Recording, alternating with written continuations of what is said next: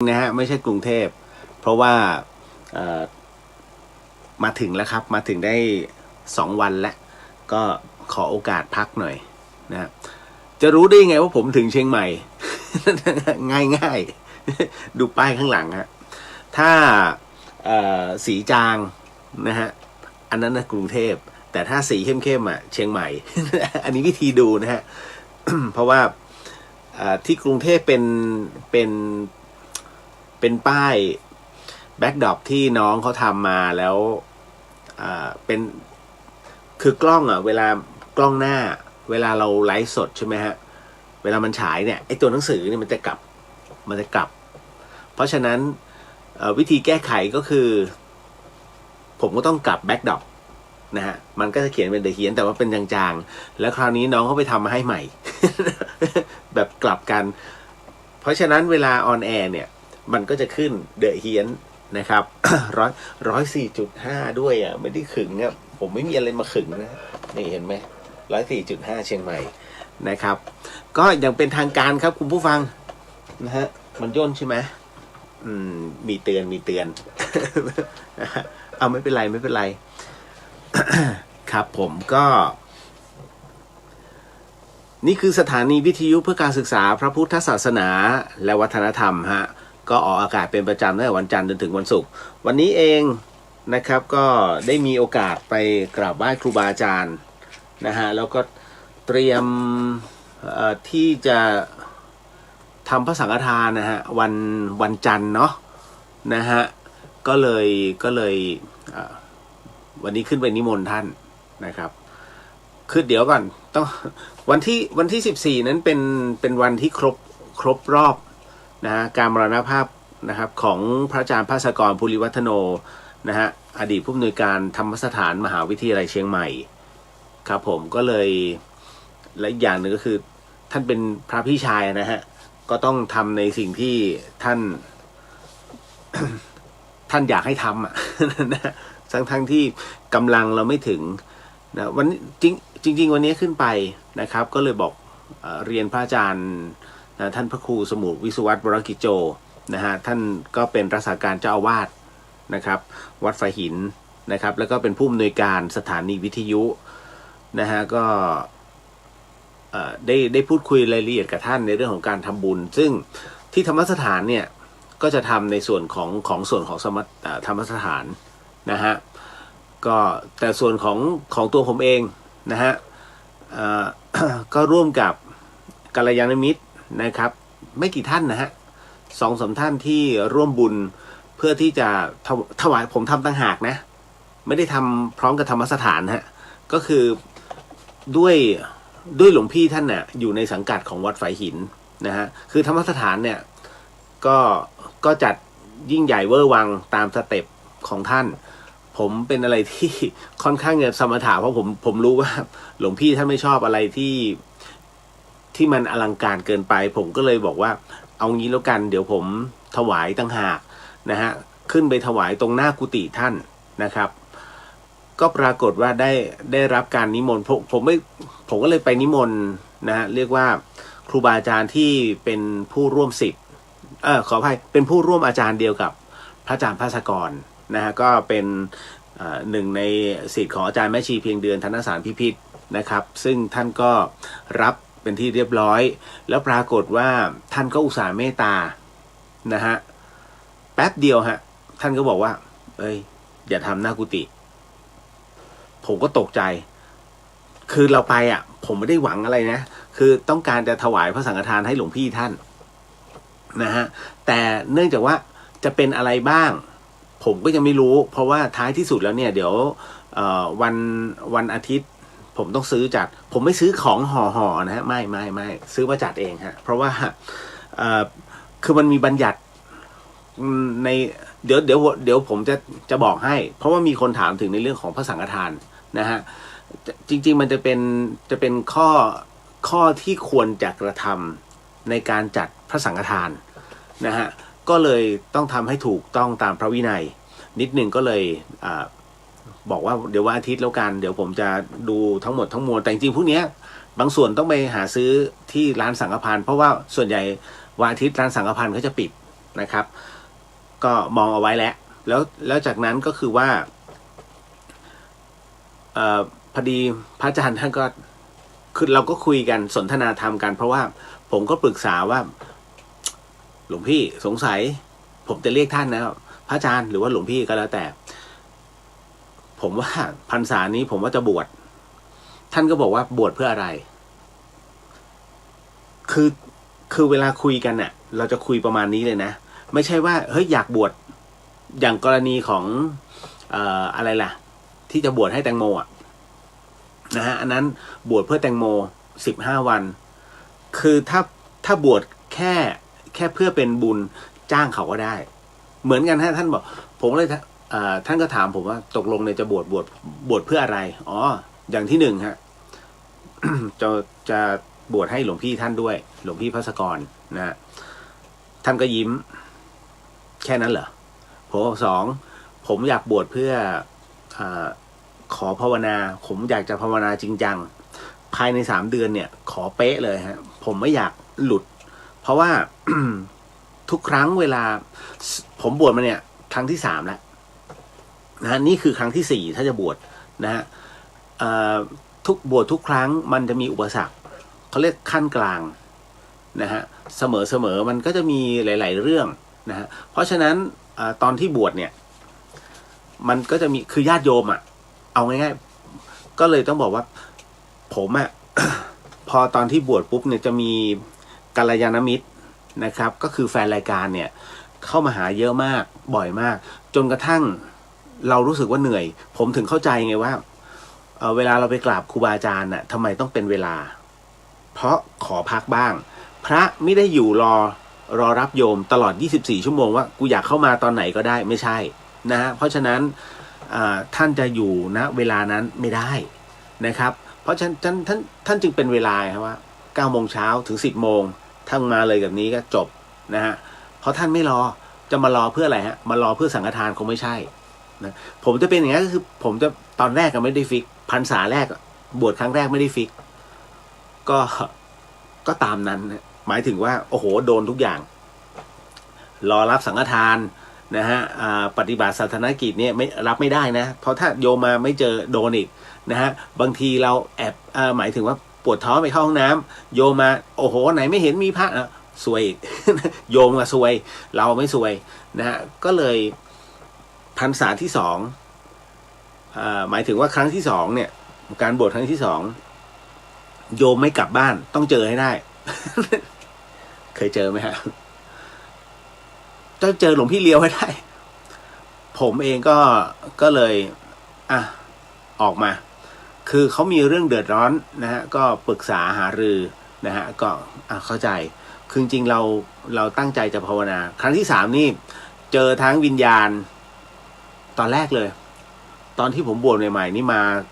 มากันเต็มเลยผมถึงก็แหวกหน่อยให้เขาเข้ามาได้บุญอันเนี้ยน้องๆหลายๆคนที่ร่วมอุโบสถเดี๋ยวนะผมจะบอกก่อนว่า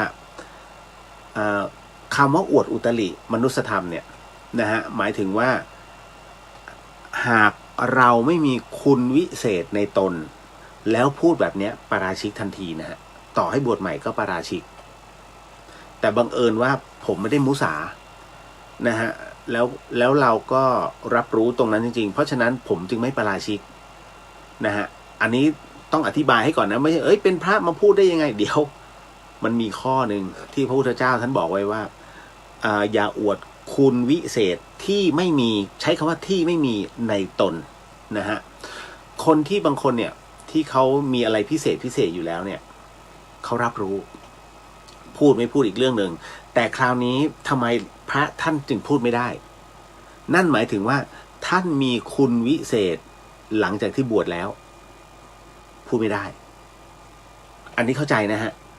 แต่บังเอิญว่าเรามีคุณวิเศษมาก่อนบวชดังนั้นเนี่ยเฮ้ยหลบ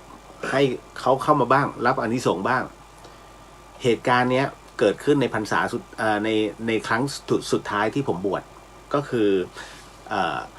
ครั้งที่3ไม่ใช่โบสถ์3นะอย่าเรียกโบสถ์3นะฮะคือที่โบราณว่าชาย3 โบสถ์ครบไม่ได้เนี่ยหมายถึงว่า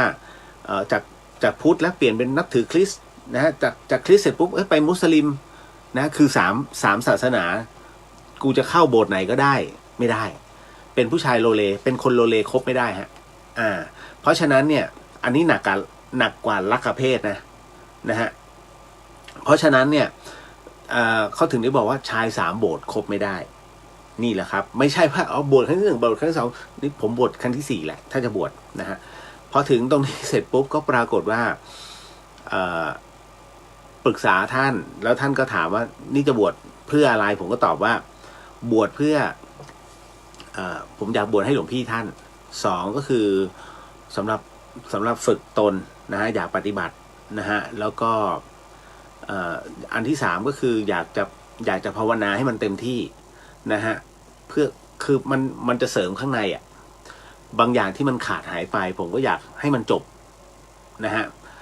อันนี้ผมจะบอกเลยบวชพรรษาเดียวไม่ได้ว่าโอ้โหจะต้องต่อยอดไม่ใช่ฮะเพราะมันมีบางอย่างที่เราต้องทำแล้วพระทำไม่ได้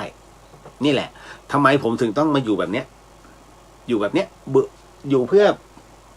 เฮ้ยอยู่ทำไมมึงไม่อยากบวชไม่ได้ไม่อยากบวชแต่บางเรื่องเนี่ยพระทำไม่ได้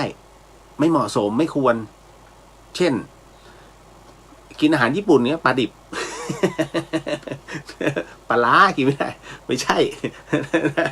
นะฮะอย่างเช่นขับรถเนี่ยฮะมันไม่เหมาะสมนะครับเราก็จะต้องไปเดินทางไปตรงนู้นไปตรงนี้เพื่อช่วยเหลือคนนั้นคนนี้มันก็จะมีอย่างFC บางท่านเนี่ยแฟนรายการบางท่านเดี๋ยวพี่เลี้ยวไม่ใช่หมอปลานะฮะที่จะต้องไปที่นู่นที่นี่หมายถึงว่าบางท่านเนี่ยเขาก็อยากให้ช่วยเมตตานะฮะญาติธรรมทั้งหลายก็ต้องไปนะไปถึงที่เลยเพื่อที่ไปดูไอ้นู่นนี่ให้เขาแล้วก็แก้อะไรบางอย่างให้ก็จบแต่จริงๆแล้วเนี่ยสาระสำคัญที่ผมจะบวชในพรรษานี้ผมก็เลยบอกว่าผมอยากจะทำ30ภพภูมิให้จบคือถ้าไม่อยู่ในสมณะเนี่ยผมว่ากำลังผมไม่พอท่านก็เลยบอกว่าไอ้30ภพภูมินะถ้าจะเอาให้จบมันไม่มีทางเพราะ30ภพภูมิเป็นเรื่องราวที่ต้องบอกว่ากึ่งอจินไตยฮะเป็นเรื่องราวที่จะต้องเป็นผู้ที่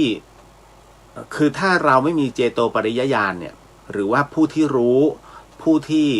เข้าถึงณตรงนั้นได้ไม่จบง่ายๆซึ่งผมก็รู้ว่า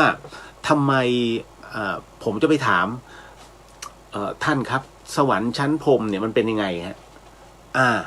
ถูกไหมฮะใครจะตอบได้ผมถามใครจะตอบได้ในอรูปภพนั้นมีอากาศเป็นยังไงรูปแบบของตรงสวรรค์ชั้นอรูปภพก่อนถึงพระนิพพานคือยังไงมันยังไม่มีใครไปถึงเนี่ยคุณถูกไหมฮะมีแต่คนที่คือถ้าแอบอ้างทั้งนั้นเพราะฉะนั้นในเมื่อยังไม่มีคนเข้าถึงผมก็ต้องดูแค่3ชั้นแรกไม่ว่าจะเป็นจตุมหาราชิกานะมาถึงดาวดึงส์จนไปถึงชั้นดุสิตนะแต่ถ้าสมมุติว่าถ้าไปถึงมิสวสวัตตีเนี่ยฮะก็ดีแต่ถ้าเกินไปกว่านั้นเนี่ยคงยากแต่แค่มิสวสวัตตีก็ยากแล้วเอาแค่ดุสิตเนี่ยยังหาคนที่เคยขึ้นไปแล้วสามารถมาพูดคุยอย่างเงี้ยนอกจากพระด้วยกันแล้วไม่มีแล้วนะฮะมันก็เลยทำให้อยากศึกษาค้นคว้านั่นแหละครับเพราะฉะนั้นท่านก็เลยบอกว่านอกจากตำราแล้วก็คงไม่มีใครนะฮะเลียวก็คงจะทำอะไรไม่ได้หรอกผมก็เลยบอกใช่ครับก็มองไว้แล้วในส่วนของวิชาการเพราะว่าท้ายที่สุดแล้วเนี่ยผมต้องทำให้จบให้ได้มันเป็นความตั้งใจแล้วผมก็เลยบอกว่าเพราะหลวงพี่ภาสกรทำไว้มันเป็นแผ่นใหญ่30ภพภูมิแผ่นใหญ่ถูกไหมแต่ผมจะทำเนี่ยฉบับไม่เล็กไม่ใหญ่ก็คือโดยประมาณแต่ให้เป็นหนังสือกลซึ่งตอนนี้ผมก็ได้เหล่าน้องๆกัลยาณมิตรของศิลปากรมาช่วยแล้วนะฮะก็เรียกว่าน้องๆที่ร่วมเรียนด้วยกันเนี่ยเขาก็พร้อมแล้วคือตอนนี้ผมมีกองกำลังในเรื่องของการทำนะฮะแต่คราวนี้มันจะเป็นในเรื่องของข้อมูลซึ่งข้อมูลเนี่ยมันไม่มีใครจะรู้ดีไปกว่าเราเพราะฉะนั้นเราต้องหาเองแล้วก็จัดทำขึ้นมาเองผมไม่เคยลืมนะฮะเพราะว่ามันเป็นงานชิ้นสุดท้ายที่จะทำเพื่อหลวงพี่ภาสกรท่านแล้วก็เพื่อประโยชน์ทางพระพุทธศาสนาเพราะท้ายที่สุดแล้วหนังสือเล่มนี้ไม่ขายแต่แจก นะฮะเพราะมันใช้ทุนสูงมากผมเชื่อมั่นว่าใช้ทุนสูงเป็นแสนบอกเลยฮะเป็นแสนเลยฮะแล้วไม่ใช่แสนสองแสนนะฮะพูดเลยเพราะว่ามันเป็นหนังสือกลแล้วต้องทำอย่างละเมียดไม่ใช่ว่าอยู่ๆแล้วหนังสือกลเป็นยังไงหลายคนก็ถามผมนะฮะมีนะฮะครั้งก่อนนั้นก็เคยก็เหมือนกับว่าผมเคยโชว์ไปแล้วนะรอบหนึ่งนะฮะมันยากตรงที่ว่าเราจะแบ่งสัดส่วนให้เป็นหนังสือเล่มบางๆได้อย่างไรนะฮะผมยกตัวอย่างแล้วกันอย่างเล่มนี้นะฮะอย่างเนี้ยสมมุติว่าเป็นเรื่องของมังกรเห็นไหมฮะมันก็จะมีรูปตาฮะเห็นไหมมีรูปตาให้จับให้รูปให้คลำคือมันเหมือนทุกอย่างมันแตะได้มันสัมผัสได้มันรับรู้ได้แม้จะเป็นแค่เพียงภาพในจินตนาการของมังกรถูกไหมฮะเห็นไหมแต่มีดวงตาให้สัมผัสเฮ้ยน่าสนใจนะครับเพราะฉะนั้นเนี่ยหนังสือแบบเนี้ยคือเนนน่ะชอบอย่าว่าเนนชอบเลยผมเชื่อมั่นว่าเมื่อผลิตออกมาเราศรัทธาก็ชอบนะครับเพราะว่ารูปแบบหลายๆอย่างนะครับมันเป็นอะไรที่น่าอ่านน่าจับต้องอย่างบางอย่างอย่างเงี้ยฮะมันก็จะแฝงเอาไว้ในเรื่องของศาสตร์ต่างๆศาสตร์ของมังกรว่ามันมีอะไรแล้วมันก็จะมีซองให้เราได้เปิดตึ้งอย่างเงี้ยให้เป็นซองปริศนาแล้วเราก็ล้วงลงไปนี่ฮะแล้วก็มันก็จะมีแผ่นอีก1แผ่นขึ้นมาเฮ้ยมันดูลึกลับนี่ฮะแล้วก็เนี่ยฮะมันก็จะเป็นคาถาอย่างเงี้ยเป็นต้นฮะนะครับเพราะฉะนั้นอันนี้มันก็จะเป็นอีกหนึ่งรูปแบบที่จะทำ30ภพภูมิเริ่มเห็นภาพแล้วใช่ไหมฮะว่ามันสนุก ถูกต้องฮะเพราะอย่างน้อยผมอยากให้เด็กๆรุ่นใหม่นะฮะอันที่1พ่อแม่เอาไปศึกษาก่อนนะฮะแล้วจากนั้นเนี่ยสอนลูกได้แล้วก็ลูกสามารถเล่นได้เฮ้ยลูกอย่าทำชั่วนะถ้าชั่วแล้วเนี่ยมันจะลงนรกแบบนี้มันมีอะไรแบบนี้แล้วคลี่ออกมาปึ้งมีต้นงิ้วอะไรแบบนี้เป็นต้นนะฮะเพราะฉะนั้นเนี่ยนั่นคือหลักการนะครับที่เป็นวัตถุประสงค์หลักเลยว่าต้องทำแบบนี้เพื่อที่จะให้เด็กๆนั้นได้ดูหลายคนบอกว่าพี่เดี๋ยวนี้มันเป็นโลกออนไลน์แล้วออนไลน์เนี่ยdon't touch นะฮะdon't touch บอกเลยมันจับไม่ได้มันสัมผัสไม่ได้มันรับรู้ไม่ได้มันไม่มีอะไรหรอกที่ดีไปกว่าการสัมผัสคุณใช่ไหมคนที่ทะเลาะกันเนี่ยเวลาคุยโทรศัพท์กันเนี่ยเฮ้ยมึงอันนี้มาเจอกันนี่นู่นนั่นท้ากันแทบตายพอเจอกันปุ๊บเนี่ยคำแรกที่จะคุยกันเนี่ยไม่รู้จะพูดยังไงแต่กูอยากมีเรื่องแต่พอได้คุยปุ๊บเนี่ยหลักการและเหตุผลของแต่ละคนปุ๊บไอ้คำที่อยากจะลาวีซึ่งกันแล้วมันหายไปเพราะอะไรหน้าชนหน้ามันได้รับรู้นิสัยคือพอเผชิญหน้าปุ๊บเนี่ยมันทัชมันสัมผัสมันแตะต้องกันได้อันนี้ฮะนี่คือใจความสำคัญของการหลักของการที่มันสัมผัสได้นี่ฮะเหมือนกันเพราะฉะนั้นอย่างน้อยเนี่ยให้เขาได้สัมผัสเรื่องราวตรงนี้อย่างหนามต้นงิ้วเงี้ยฮะต้องเป็นหนามจริงๆนะคุณให้สัมผัสเลยผิดในกามใช่ไหมนี่ต้นงิ้วเป็นงี้หนามเป็นงี้นี่มีตัวอย่างของหนามประมาณนั้นนะครับมันต้องให้เห็นประมาณนั้นเพราะไม่งั้นยากนะฮะคนก็ยังทำชั่วอยู่นี่ฮะทำไมจึงต้องเน้นในเรื่องนรกหลวงพี่ภาสกรท่านบอกไว้น่าสนใจมากนะฮะว่าที่ต้องเน้นเรื่องนรกเพราะว่ามันใกล้ตัวคนในเรื่องของศีลเพราะถ้าผิดศีลปุ๊บมันลงหมดเลยแต่สวรรค์เนี่ยเอาแค่สวรรค์ชั้นต้นๆพอที่มันสามารถเวียนว่ายตายเกิดได้อย่าไปสูงนักก็1ศึกษายากนะฮะ2มันต้องเป็นผู้ที่ทำบารมีมาเรื่อยๆซึ่งมันก็หายากถูกไหมฮะดังนั้นเนี่ยผมก็เห็นด้วยกับหลวงพี่ภาสกรคือถ้าจะพูดคุยเรื่องสวรรค์เอาแค่3ชั้นแรกกับนิพพานง่ายสุดฮะไม่ต้องไปแตกย่อยนะฮะนั่นแหละอภัสรานะฮะอภัสรพรหมอย่างเงี้ยไม่ต้องมันพูดยากนะฮะพอมันแตะต้องไม่ถึงคนก็จะบอกว่างมงายทันทีฮะหรือว่ามันเป็นเรื่องนิทาน นี่ฮะเพราะมันแตะต้องไม่ถึงไงถูกครับพอมันแตะต้องไม่ได้เนี่ยมันก็เลยไม่รู้จะอธิบายอย่างไรนะฮะอันนี้เก็ตเนาะนั่นแหละครับก็เลยบอกว่าเนี่ยนี่คือวัตถุประสงค์ที่ในการบวชพอพูดอย่างนี้เสร็จปุ๊บเนี่ยพระอาจารย์ท่านก็เห็นด้วยถ้าอย่างนั้นเราบวชได้แต่ถ้าจะต้องมาบวชเพื่อบวชให้ท่านไปจ้างเขาเถอะได้บุญเหมือนกันคือถ้าจะต้องบวชทดแทนน่ะแค่ตรงนั้น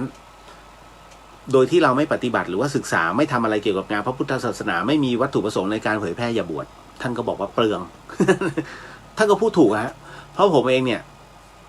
มันก็คือเราก็ตั้งใจเอาไว้เฉยๆอันนี้แค่บอกเอาไว้ผมถึงได้บอกว่ามันไม่ได้100%ผมบอกว่าแค่ปรึกษาด้วยนะครับแล้วก็นิมนต์ท่านเอาไว้แล้ว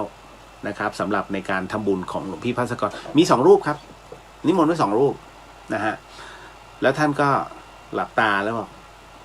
อย่าไปหน้ากุฏิมาตรงนี้เลยท่านก็ชี้ที่ตั้งตรงนี้ฮะตึ้งตรงเนี้ยท่านได้เยอะตรงนี้คือที่ไหนยังไม่เฉลย นะฮะก็เลยว่าเดี๋ยวอาจจะมีการผมไม่แน่ใจนะว่าจะไลฟ์สดได้หรือเปล่าแต่ถ้าจะบันทึกเป็นเทปเอาไว้เนี่ยน่าจะทำได้แต่เดี๋ยวผมอาจจะขอแรงน้องให้เขาช่วยไลฟ์สดให้ดีกว่าถ้าได้นะทั้งหมดอยู่บนวัดฮะเพราะว่าคือหน้ากุฏิหลวงพี่ท่านอะที่ท่านอยู่จริงๆอะฮะนะฮะทุกๆพรรษาเวลาจำพรรษาอยู่ตรงนั้นเนี่ยท่านก็จะอยู่ห้องเนี้ยตรงเนี้ยเพราะเราก็จะรู้ว่านี่ห้องหลวงพี่ภัสกรนะฮะสุดท้ายแล้วพอพระอาจารย์ท่านนั่งแป๊บเดียวอะแล้วชี้จุดปุ๊บผมก็เลยต้องเอาตามท่านเพราะว่าท่านคืออาจารย์เรา นะฮะ เรียกว่า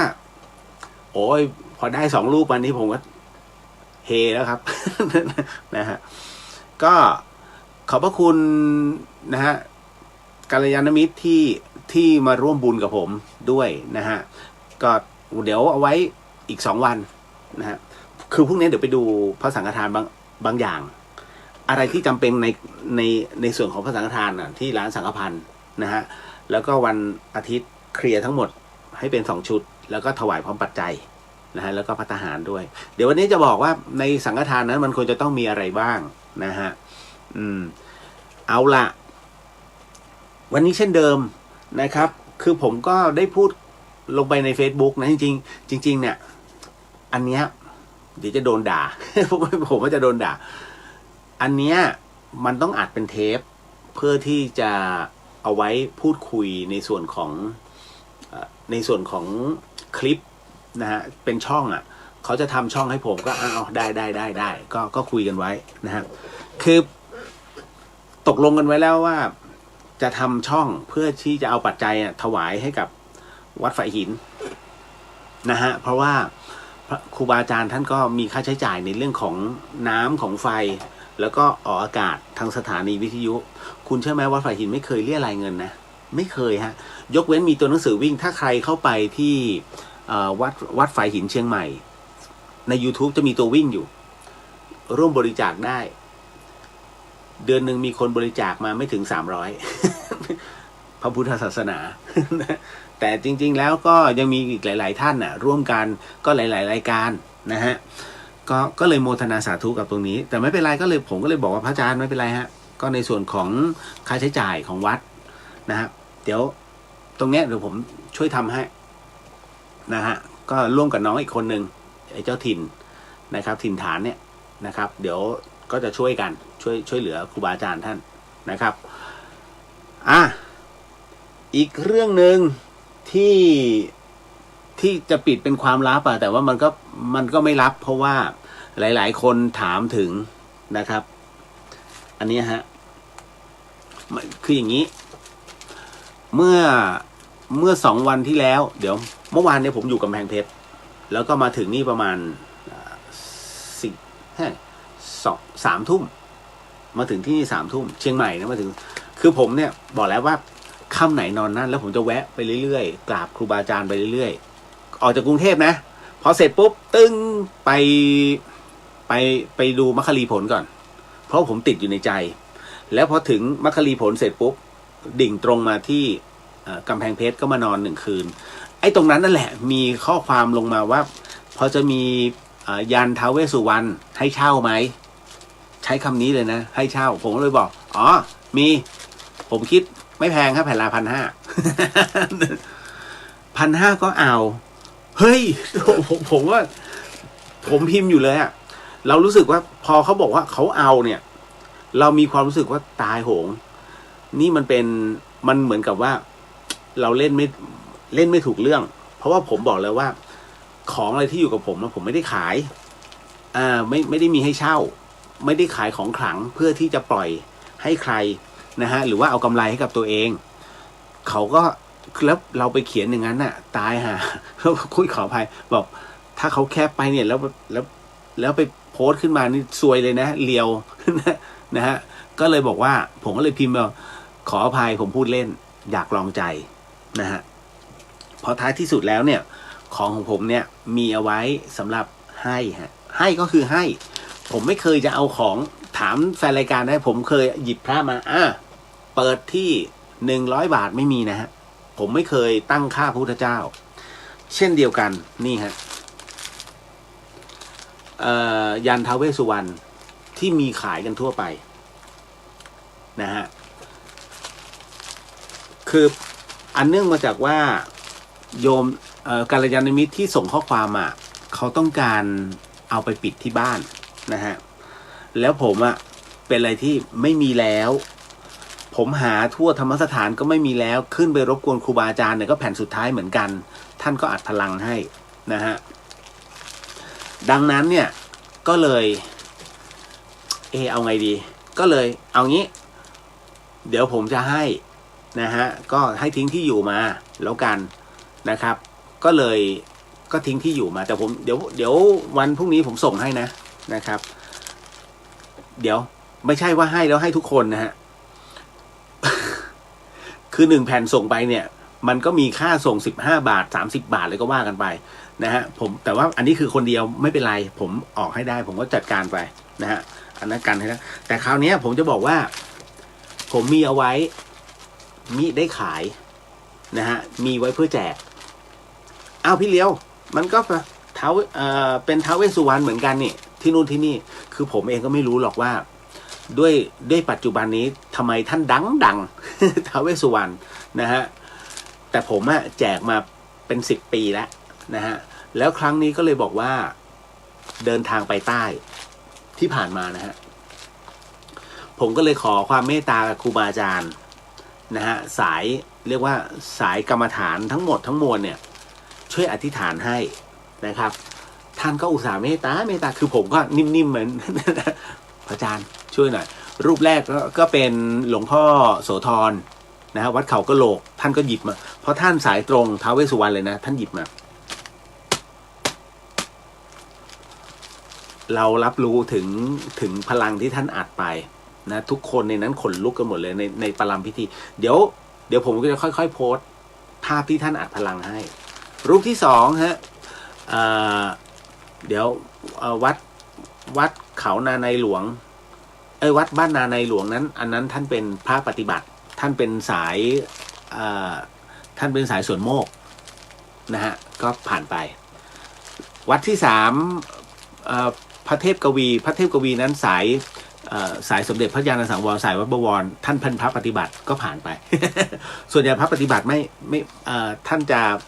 แค่ให้พรนะฮะจะไม่รบกวนท่านเราต้องรู้นะว่าพระท่านสายไหนเสร็จปุ๊บก็จะมาเป็นวัดทุ่งนาใหม่วัดบ้านทุ่งนาใหม่หลวงตาเจียมท่านสูญเสียการมองเห็นนะฮะท่านเป็นศิษย์ของพ่อท่านคล้ายวาจาศิษย์แล้วพ่อท่านพ่อท่านคล้ายเนี่ยนะฮะท่านให้พรนะฮะของหลวงตาเจียมไว้ว่าให้หลวงตาเจียมเนี่ยช่วยสงเคราะห์ญาติโยมนะฮะก็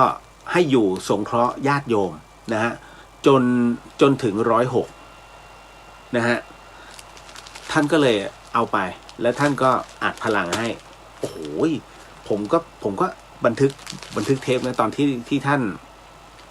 านส่งเป็นพระคาถาให้ก็ ได้รับความเมตตารูปที่สองหลวงตาเจียมอายุ104 ปีนะฮะท่านทำนายตัวเองไว้ว่าท่านจะอยู่ได้แค่อีก2 ปีแล้วก็จะละสังขารอันนั้นคือท่านพูดเลยนะฮะว่าอยู่ได้อีก2 ปีนะฮะแล้วได้รับการมอบหมายให้ดูแลพระพุทธศาสนาจากพ่อท่านคล้ายวาจาศิษย์นะฮะต่อมารูปที่3หลวงปู่อิ่มหลวงปู่อิ่มท่านมีอายุ106 ปีหลวงปู่อิ่มคือหลานพ่อท่านคล้ายนะฮะวาจาศิษย์ยังแข็งแรงอยู่ยังเดินเหินสบายมากท่านก็อัดพลังให้ปุ้งปุ้งปุ้งปุ้งเรียบร้อยรูปที่3จากนั้นมาที่วัดบ้านสายหลวงอยู่คนขนุนพัทลุงได้หลวงปู่แพ้วคนที่ชอบสายมูก็คืออันที่1โนราอันที่2เท่งอันที่3พรานบุญนะฮะโดยเฉพาะอย่างยิ่งพรานบุญผู้ที่เสกพรานบุญให้คือหลวงปู่แพ้วที่โด่งดังจนทุกวันนี้นะครับสายใต้ที่ถูกหวยนะฮะผมก็เลยบอกหลวงปู่ครับช่วยอธิษฐานนะครับหลวงปู่แพ้วหยิบไปทั้งหมดอัดปึ้งโอ้โหขนลุกเลย ขนลุกเลยพูดถึงหลวงปู่เรียกว่าพออัดตรงนี้เสร็จปุ๊บท่านก็ให้ผมก้มลงไปแล้วท่านก็จานหน้าให้ตึ๊ดเสร็จปุ๊บจบเลย3 รูปโอ้เดี๋ยว1 2 4 รูปที่อัดพลังให้ทั้งหมดดังนั้นชุดเนี้ยผมมีทั้งหมดอยู่แค่300 ชุดอีกชุดแรกเนี่ยเป็นหลวงพี่ต้นวัดสันติธรรมอัดพลังให้นะครับแล้วก็ร่วมกันทั้งหมดทั้งมวลเนี่ยนะฮะก็เป็น5 รูปที่ช่วยกันนะฮะดังนั้นรูปลักษณ์เหมือนกันแต่การอัดพลังหมายถึงว่าการอธิษฐานเนี่ย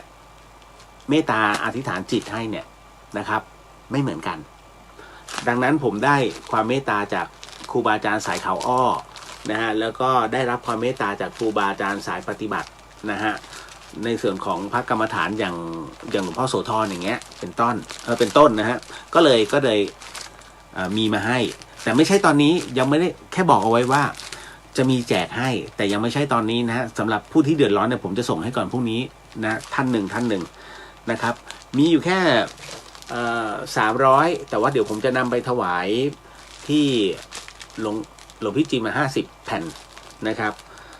ใช้คืนท่านเพราะท่านให้ของผมมาพอสมควรผมต้องเอาไปคืนท่านบ้างนะฮะก็เลยบอกไว้ก่อนว่าเนี่ยบันฟอนนะครับมีแจกให้แต่วันไหนค่อยว่ากันต้องเป็นวันสำคัญทางพระพุทธศาสนาเท่านั้นแน่นอนไม่ใช่เร็วๆนี้ฮะไม่วิสาขะก็อาสาฬหบูชาจะแจกให้นะฮะแจกให้ตอนที่สมมุติถ้าผมบวชนะครับก่อนอาสาฬหบูชาตอนที่ทำพิธีโอโหสิกรรมผมจะแจกให้นะครับสาธุเห็นไหมก็มีให้นะครับหลายๆท่านที่อยากได้ก็จัดไปนะครับฟรีนะฟรีไม่ได้มามีขายนะครับเดี๋ยวขออนุญาตนะครับเดี๋ยวจะสมทานศีลกันก่อนแล้วก็มาพูดคุยเดี๋ยวขอทักทายกันก่อนนะแล้วค่อยมาสมทานศีลแล้วก็ไปค่อยเข้าเรื่องราววันนี้อาจจะหนักไปทางเรื่องของอาจินไตยหน่อยรวมถึงเรื่องราวของหลวงพี่ภาสกรด้วยเพราะว่าเราคงได้เจอวันนี้แล้วก็หลังจากนั้นวันจันทร์เนี่ยจะเป็นในส่วนของจะเห็นผมตอนที่ถวายพระสังฆทานให้แล้วจากนั้นก็เป็นพาร์ทกลางคืนแหละที่เราต้องมานั่งคุยกันนะครับเรื่องราวของหลวงพี่ภาสกรท่านนะฮะเอาละนะฮะแป๊บหนึ่งน้องขวัญตาสวัสดีค่ะมาแล้ว มาแล้วด้วยค่ะนะครับสวัสดีครับคุณชลิตาสวัสดีค่ะคุณเรียวสวัสดีครับผมกุ๊บกิ๊บสวัสดีครับพี่เรียวคุณแม่ก็สวัสดีด้วยนะคะดูแลตัวเองด้วยนะคะเริ่มร้อนแล้วมีคำถามค่ะขออนุญาตนะคะอย่างคุณแตงโมเขาเรียกว่าหมดอายุไขหรือว่าเวรกรรมคะขอบคุณค่ะ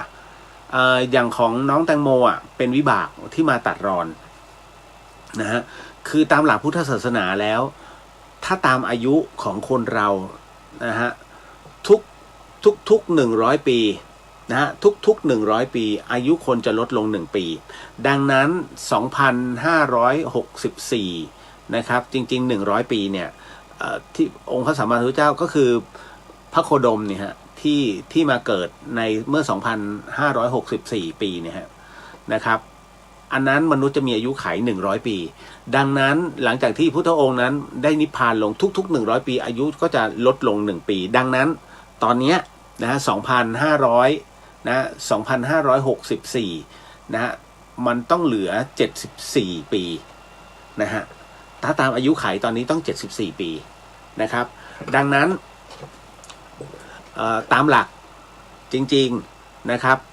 ของอายุขัยของคนต้อง74 ปีถ้าเกินไปกว่านั้นเขาเรียกว่าได้กำไรชีวิตแต่ถ้าเรียกว่าหมดวาระก่อนก็คือจะต้องดูตามเหตุปัจจัยว่าเป็นส่วนของกรรมหรือเปล่าหรือว่าหมดบุญจริงๆอย่างของหลวงพี่ภาสกรเนี่ยนะฮะท่านก็น่าจะหมดในช่วงนั้นจริงๆนะเพราะว่าอะไรที่แสดงว่าท่านหมดวาระในช่วงนั้นกระดูกท่านเป็นพระธาตุไงพอกระดูกท่านเป็นพระธาตุแล้วเนี่ยมันเป็นเครื่องบ่งบอกแล้วแหละว่าอันเนี้ยท่านกลับมาชดใช้บางอย่างที่เคยได้ทำเอาไว้นะพอหมดวาระของท่านแล้วทั้งหมดทั้งมวลเนี่ยจึงกลับมาเหมือนเดิมนะคือพอท่านเป็นผู้รู้แล้วทั้งหมดแล้วเนี่ยนะก็เหมือนกับองคุลิมานทำบาปมาตลอดแต่พอเป็นผู้รู้ปุ๊บเป็นพระอรหันต์ทันทีหลวงพี่ก็เหมือนกันนะฮะในชาติภพที่แล้วของท่านคือพ่อค้าฝิ่นถูกไหมฮะแน่นอนที่สุดเมื่อกลับมาชาตินี้ท่านคือนักบวชเมื่อเป็นนักบวชเสร็จปุ๊บเนี่ยท่านรู้ทั้งหมดทั้งมวลแล้วท่านก็ไม่ได้กลับไปเหมือนเดิมเพราะว่าจริงๆแล้วคนเราเนี่ยถ้าปัจจุบันเป็นอย่างไรเขาเรียกสันดานวาสนานะสันดานวาสนานั้นจะเหมือนกันทุกชาติภพแต่ถ้ายังไม่ปรับตนนะฮะแล้วปล่อยให้คล้อยตามทุกชาติภพมันก็จะกลับมาเป็นอย่างนั้นเหมือนเดิมแต่ถ้าใครที่รับรู้แล้วนะฮะในเรื่องของโทษที่เคยทำเอาไว้นะฮะก็มันก็เป็นตามยุคสมัยถ้าเรารู้จักในการตัดขาดเส้นแห่งกรรมนั้นลงปั้งท่านก็คือผู้รู้กรรมมันจะบิดอีกอย่างหนึ่งเลยฮะมันจะกลายเป็นอีกแบบเลยนะมันจะกลายเป็นในเรื่องหนังคนละม้วนที่จะต้องรับกรรมเหมือนเดิมคราวนี้มันก็จะซอฟลงแล้วต้องดูก่อนว่าระหว่างบุญกับกรรมอันไหนมันเยอะกว่าแล้วคราวนี้มันก็เป็นไต่เต้าตามลำดับนั่นแหละฮะนั่นคือเขาเรียกถึงที่บอกตัดบ่วงกรรมซะอารมณ์นั้นเลยนะฮะต่อมากุ๊บกิ๊บเวลา3 โลกเปิดพร้อมกันคือกี่โมงคะเวลา3 โลกหมายถึงว่านรกสวรรค์ใช่ไหมไม่มีฮะมันตอบไม่ได้ว่าจะต้องเริ่มตั้งแต่6 โมงไม่ใช่มันแล้วแต่ช่วงเวลาของบุญอย่างกรณีขององค์พระสัมมาสัมพุทธเจ้านั้นท่านเสด็จลงมาจากดาวดึงส์เนี่ยอันนั้นน่ะที่เปิดพร้อมกันช่วงเวลาไหนช่วงเวลาประมาณถ้าโดยประมาณก็เขาเรียกว่ารุ่งสางนะฮะหลังราตรีไปแล้วนะฮะแต่ว่าถ้าช่วงเวลาไหนไม่ทราบตอบไม่ได้นะฮะมันแล้วแต่ตามเหตุปัจจัยแต่ตอนที่ท่านเสด็จลงมาทั้งหมดทั้งมวลจึงเปิดมันมีบางอย่างฮะอย่างเช่นตอนที่เอาเรียกว่าพระพุทธเจ้าทุกพระองค์เวลาเกิดเวลาประสูติขึ้นมาเนี่ยแผ่นดินจะไหวนะฮะจะมีความเขาเรียกโลกรับรู้นะฮะโลกรับรู้ว่าบัดเนี้ยมีผู้มีบุญมาเกิดจะมีปฏิกิริยาบางอย่างที่เกิดขึ้นอันนั้นน่ะเริ่มนะกับอีกอย่างหนึ่งก็คือมีพระนะฮะที่สำเร็จเป็นพระอรหันต์นะครับอย่างกรณีของหลวงปู่ขาวนะที่ท่านเรียกว่าสำเร็จนะก็คือบรรลุธรรมที่หลวงปู่มั่นท่านบอกแล้วแผ่นดินไหวแล้วท่านก็บอกที่วัดถ้ำดอกคำนะว่าหลวงปู่หลวงตาทั้งหลายเนี่ยบัดนี้ท่านขาวนั้นได้รู้แล้วได้รู้แจ้งเห็นจริงแล้วนั่นนะฮะท่านไม่ได้บอกนะว่าจะต้องเป็นพระอรหันต์อย่าไปพูดนะฮะผู้ที่พูดได้มีพระพุทธเจ้านะฮะ หากรรมเขาหาตัว เพราะฉะนั้นท่านก็บอกว่าบัดนี้ท่านขาวนั้นได้รู้แจ้งเห็นจริงเป็นที่เรียบร้อยแล้วทุกรูปก็เลยสาธุให้อันนี้ก็คือเป็นเหตุให้เนี่ยนะฮะก็คือมีเหตุที่จะต้องบอกว่าบัดเนี้ยเปิดแล้วรับรู้แล้วเทวดารับรู้แล้วนรกรับรู้แล้วว่าบัดนี้มีผู้บรรลุธรรมเกิดขึ้นอีกแล้วนั่นแหละฮะบางอย่างเราอ่ะไปเต้ากันเอาเองโอ้ยรูปนั้นรูปนี้ทรมานร่างกายโอ้บรรลุธรรมเป็นพระเดี๋ยวใจเย็นๆเพื่อผมก็เลยถามเพื่ออะไรพระพุทธเจ้านั้นท่านทดลองมาหมดแล้วที่ท่านให้ข้อธรรมเนี่ยแต่ละอันเนี่ยก็คือท่านให้ปฏิบัติตามเนี้ยนะฮะไม่จำเป็นไปต้องทรมานตัวเองเพราะท่านทดลองมาหมดแล้วถ้าเรายังเป็นศิษย์ตถาคตนะฮะก็ฟังท่านแต่ถ้าอยากรู้เองก็ปฏิบัติได้ท่านก็ไม่ได้ห้ามเพียงแต่ว่าคำถามคือเพื่ออะไรเพื่อรับรู้ได้อันนั้นโมทนาสาธุเพื่อรับรู้ว่าในเรื่องของเวทนาของร่างกายนั้นมันเป็นยังไงนะฮะแต่ถ้าทำจนตึงเกินไปอันเนี้ยมันก็จะถามต่อว่าเพื่อก็ดูเวทนาครั้งที่แล้วท่านดูไม่ออกแล้วหรอนะฮะท่านทำต่อนะฮะก็เลยต้องจริงๆทำครั้งเดียวเนี่ยแล้วใช้ประสบการณ์ตรงนี้สอนให้คนรับรู้ก็จบแล้วนะมันแล้วแต่นอกจากมีวัตถุประสงค์อื่นซึ่งเราไม่รู้หรอกไม่รู้ในเรื่องของวาระของท่านอันนั้นก็ต้องถ้ามองในโลกในแง่ดีนะฮะถ้าท่านต้องการฝึกตนอยู่เรื่อยๆก็โมทนาสาธุแต่ถ้าท่านมีวัตถุประสงค์อื่นอันนี้ค่อยว่ากันอีกเรื่องหนึ่งบางทีผมก็คือเราก็รู้นะว่าเวลาคนศรัทธาเนี่ยศรัทธาจริงจังแต่ศรัทธาจนไม่ลืมหูลืมตาเนี่ยอันเนี้ยเขาไม่ได้เรียกว่าศรัทธาเขาเรียกว่าถูกสะกด ถูกสะกดจิตนะก็ต้องปล่อยไม่ใช่อย่าไปค้านคุณอย่าไปค้านนะความรู้สึกคุณค้านเขาไม่ได้ยังบังคับลูกเนี่ยอย่าไปรักกับมันนะคุณบังคับได้เหรอคนไม่รักนะฮะมันเป็นเรื่องของสภาวะทางจิตใจคุณบังคับไม่ได้ฮะต้องให้เวลาเป็นเครื่องพิสูจน์แค่นั้นเลยแล้ววันนั้นพอมาถึงเนี่ยเขาก็จะมานั่งกูไม่น่าเลยกูไม่น่าผมก็เจอหลายรายแล้ว แล้วก็นิ่งๆเพราะว่าเตือนตั้งแต่ตอนแรกแล้วบอกดูท่านดีๆดูท่านดีๆนะดูยาวๆนะฮะไม่ได้อยู่กับท่านตลอดเวลาไม่รู้หรอก นะฮะนั่นแหละอันนี้หมายถึงว่าผู้ที่ไปหลงเชื่อจากที่อื่นนะไม่เกี่ยวกับตรงนี้นะไม่อันนี้หมายถึงว่าหลายๆคนมาปรับทุกข์เนี่ยเจอครูบาอาจารย์ที่นู่นที่นี่ที่นั่นเนี่ยผมเตือนแล้วคือมันคุยกันได้ฮะเหล่ากัลยาณมิตรนะคือพี่ๆหลายคนเขาถามคุณเลี้ยวถ้าพี่ไปกราบรูปนี้เฮ้ยพี่ไปเลยดีสุดยอดแล้วรูปนี้นะฮะอีกท่านหนึ่งว่าคุณเลี้ยวเนี่ยเขาสร้างวัดแบบเนี้ยพี่ไปกราบท่านบ่อยๆเลยนะฝึกปฏิบัตินี้ดีไหมดูดีๆพี่ ดูดีๆดูยาว ถ้าผมพูดอย่างเงี้ยนั่นหมายถึงว่าอย่าเลยเขาหลอก นะฮะแต่ถ้าสมมติโอ้ยไปเลยรีบไปเลยฮะอันนี้โอเคโมทนาสาธุอันนั้นผมเชียร์เลยเพราะว่าเรารับรู้ได้หมายถึงว่าเรามีข้อมูลของท่านอยู่แล้วแค่นั้นแต่ที่บอกให้ดูดีๆคือผมอาจจะไม่มีข้อมูลโดยแท้นะฮะแต่พอเห็นรูปแบบการสร้างวัดการพัฒนาวัดเราจะรู้ทันทีว่ารูปเนี้ยหนักไปทางไหนแค่นั้นแหละฮะต่อมาฮะนิดหนึ่งนะครับคุณปฐมพรสวัสดีค่ะตั้งแต่วันเผาสรีระพระอาจารย์ท่านได้มาหาพี่เลียวบ้างไหมครับไม่มีฮะผมสัมผัสไม่ได้แต่ว่าเพื่อนเนี่ยสัมผัสว่าหลวงพี่มาหานะฮะก็อันนั้นคือเขาคนบุญโดยแท้ก็โมทนาสาธุเพราะอันนั้นก็มีไงนะฮะเขาก็ทำบุญให้ผมว่าเดี๋ยวคือทำบุญก็ส่วนหนึ่งนะ แต่ว่าต้องดูก่อนว่ามาแบบไหนก็นี้มาธรรมดาก็คือมาแวบๆแล้วก็นะฮะอันนั้นคือเขาฝันนะครับแล้วก็ครั้ง2 ครั้งนะครับแต่ของผมเนี่ยไม่มาคือถ้าโดยปกติแล้วอารมณ์แบบเนี้ยท่านมาก็คือดวงจิตท่านจะมาแค่โมทนาไม่ใช่มาปรากฏเหมือนตอนที่เคยเห็นอยู่อันนั้นคือมาเหมือนกับท่านมีห่วงนะฮะลายไทยสวัสดีค่ะคุณเรียวคนที่ตายแล้วจะไปเกิดทันทีไหมคะ จิตต้องสร้างรูปฮะ คนเราเมื่อตายลงปุ๊บเมื่อกายเนี่ยต้องจิตเป็นนายกายเป็นบ่าวจำคำนี้ไว้นะฮะจิตเป็นนายกายเป็นบ่าวเมื่อบ่าวเนี่ยตายลงจิตไม่มีที่อาศัยจึงออกไปแต่จิตต้องสร้างรูปฮะจิตต้องมีที่อาศัยดังนั้นจิตต้องสร้างรูปชั่วคราวก่อนเขาเรียกโอปาปาติกะนะฮะผุดกำเนิดเกิดมาเป็นตรงนั้นเลยนะฮะตายจากความเป็นมนุษย์ไปเกิดเป็นเทวดาหรือไปเกิดเป็นอีกหนึ่งคือคนคนนั้นนะแต่ว่าเป็นรูปกายละเอียดถ้าจิตเศร้าหมองนะฮะกายที่จิตดวงจิตที่ออกไปเนี่ยแรกๆจะเป็นรูปลักษณ์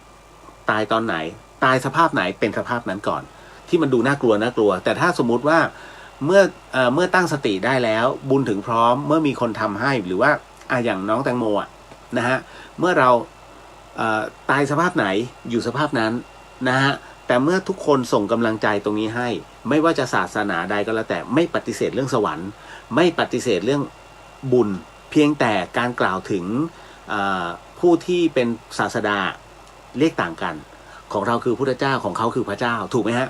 แต่อานิสงส์ของบุญเนี่ยที่ส่งให้เนี่ยทำให้รูปลักษณ์ของน้องกลับมาสวยเหมือนเดิมคือจิตเขาก็จะสร้างรูปของเขาแบบนั้นนะฮะเมื่อถึงตรงนั้นเสร็จปุ๊บคราวนี้มันจะเป็นเรื่องราวก่อนว่าหาที่เกิดแบบไหนจำเรื่องของหลวงปู่มั่นได้ไหมฮะที่ผมบอกที่เล่าให้ฟังเมื่อครั้งที่แล้วว่าคนเรานั้นสามารถกำหนดที่เกิดได้ก่อนที่จะตายดังนั้นกระแสจิตของแม่ชีรูปหนึ่งนะหรือว่าเรียกอุบาสิการูปหนึ่งที่มันไหลไปนะว่าจะต้องไปเกิดในท้องของหลานน่ะนะฮะณตรงนั้นเนี่ยที่หลวงปู่มั่นบอกให้ภาวนาแล้วตัดนะตัดอย่างโดยใช้ปัญญาตัดกระแสจิตตรงนั้นออกปุ๊บเด็กแท้งทันทีเพราะตัดไงเพราะตัดปุ๊บฉันไม่อยากเกิดแต่ถ้าปล่อยไปตามกระแสจิตปุ๊บแล้วเด็กคนนี้เกิดมาเป็นรูปเป็นร่างขึ้นมาปุ๊บตายทันทีฮะแม่ชีจะตายทันทีก็คือไปเกิดเพราะจิตที่ผูกพันตรงนั้นเช่นกันนะฮะถ้าสมมุติว่าไม่ตัดสายสัมพันธ์หลวงปู่มั่นบอกอาจจะไปเกิดเป็นหมูเป็นหมา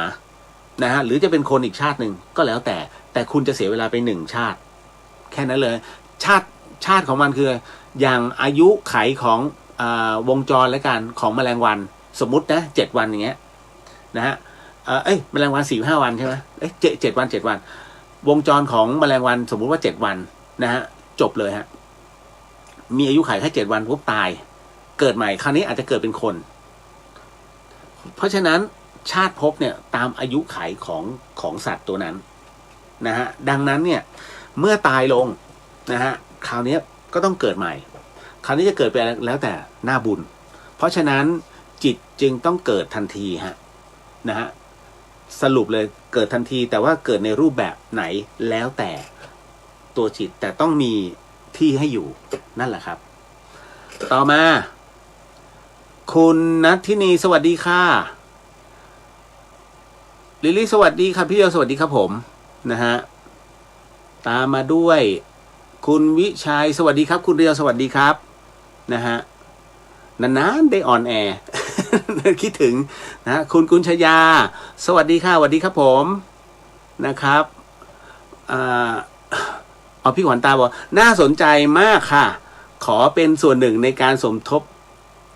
ทุนร่วมบุญนะคะเดี๋ยวไว้รอผมถ้าต้องบวชจริงๆนะครับผมต้องขลุกตรงเนี้ยอันนี้โมทนาสาธุนะครับพี่ขวัญตาได้เลยนะฮะคุณมณยานะฮะกราบสาธุครับนะฮะคุณลายไทยอนุโมทนาสาธุฮะครับผมส้มปรุงเดลี่ส่งหัวใจให้โมทนาสาธุฮะ นะฮะ คุณพักขพรสวัสดีค่ะคุณเรียวโมทนาบุญกับคุณเรียวค่ะนะฮะอันนี้แค่บอกเอาไว้แต่ว่าใจเย็นฮะเดี๋ยวเผื่อถ้าไม่มีโอกาสขึ้นมาหมายถึงว่ายังไม่ทันได้บวชขึ้นมาเดี๋ยวผมหมา อันนี้แค่คุยกับพระอาจารย์ท่านไว้นะครับคุณนัทสวัสดีค่ะคุณเรียวสวัสดีครับผมคุณธงชัยสวัสดีครับพี่เรียวสวัสดีครับคุณพันลบสวัสดีครับคุณเรียวเวลาทำสมาธิสภาวะที่บอกว่าคำภาวนาหายไปเป็นอย่างไรครับเป็นอย่างไรคำตอบมีในตนฮะมันหายไปเองจริงนะ เมื่อเข้าถึงเขาเรียกศูนย์ยตะของมันเนี่ยนะครับมันหายทันที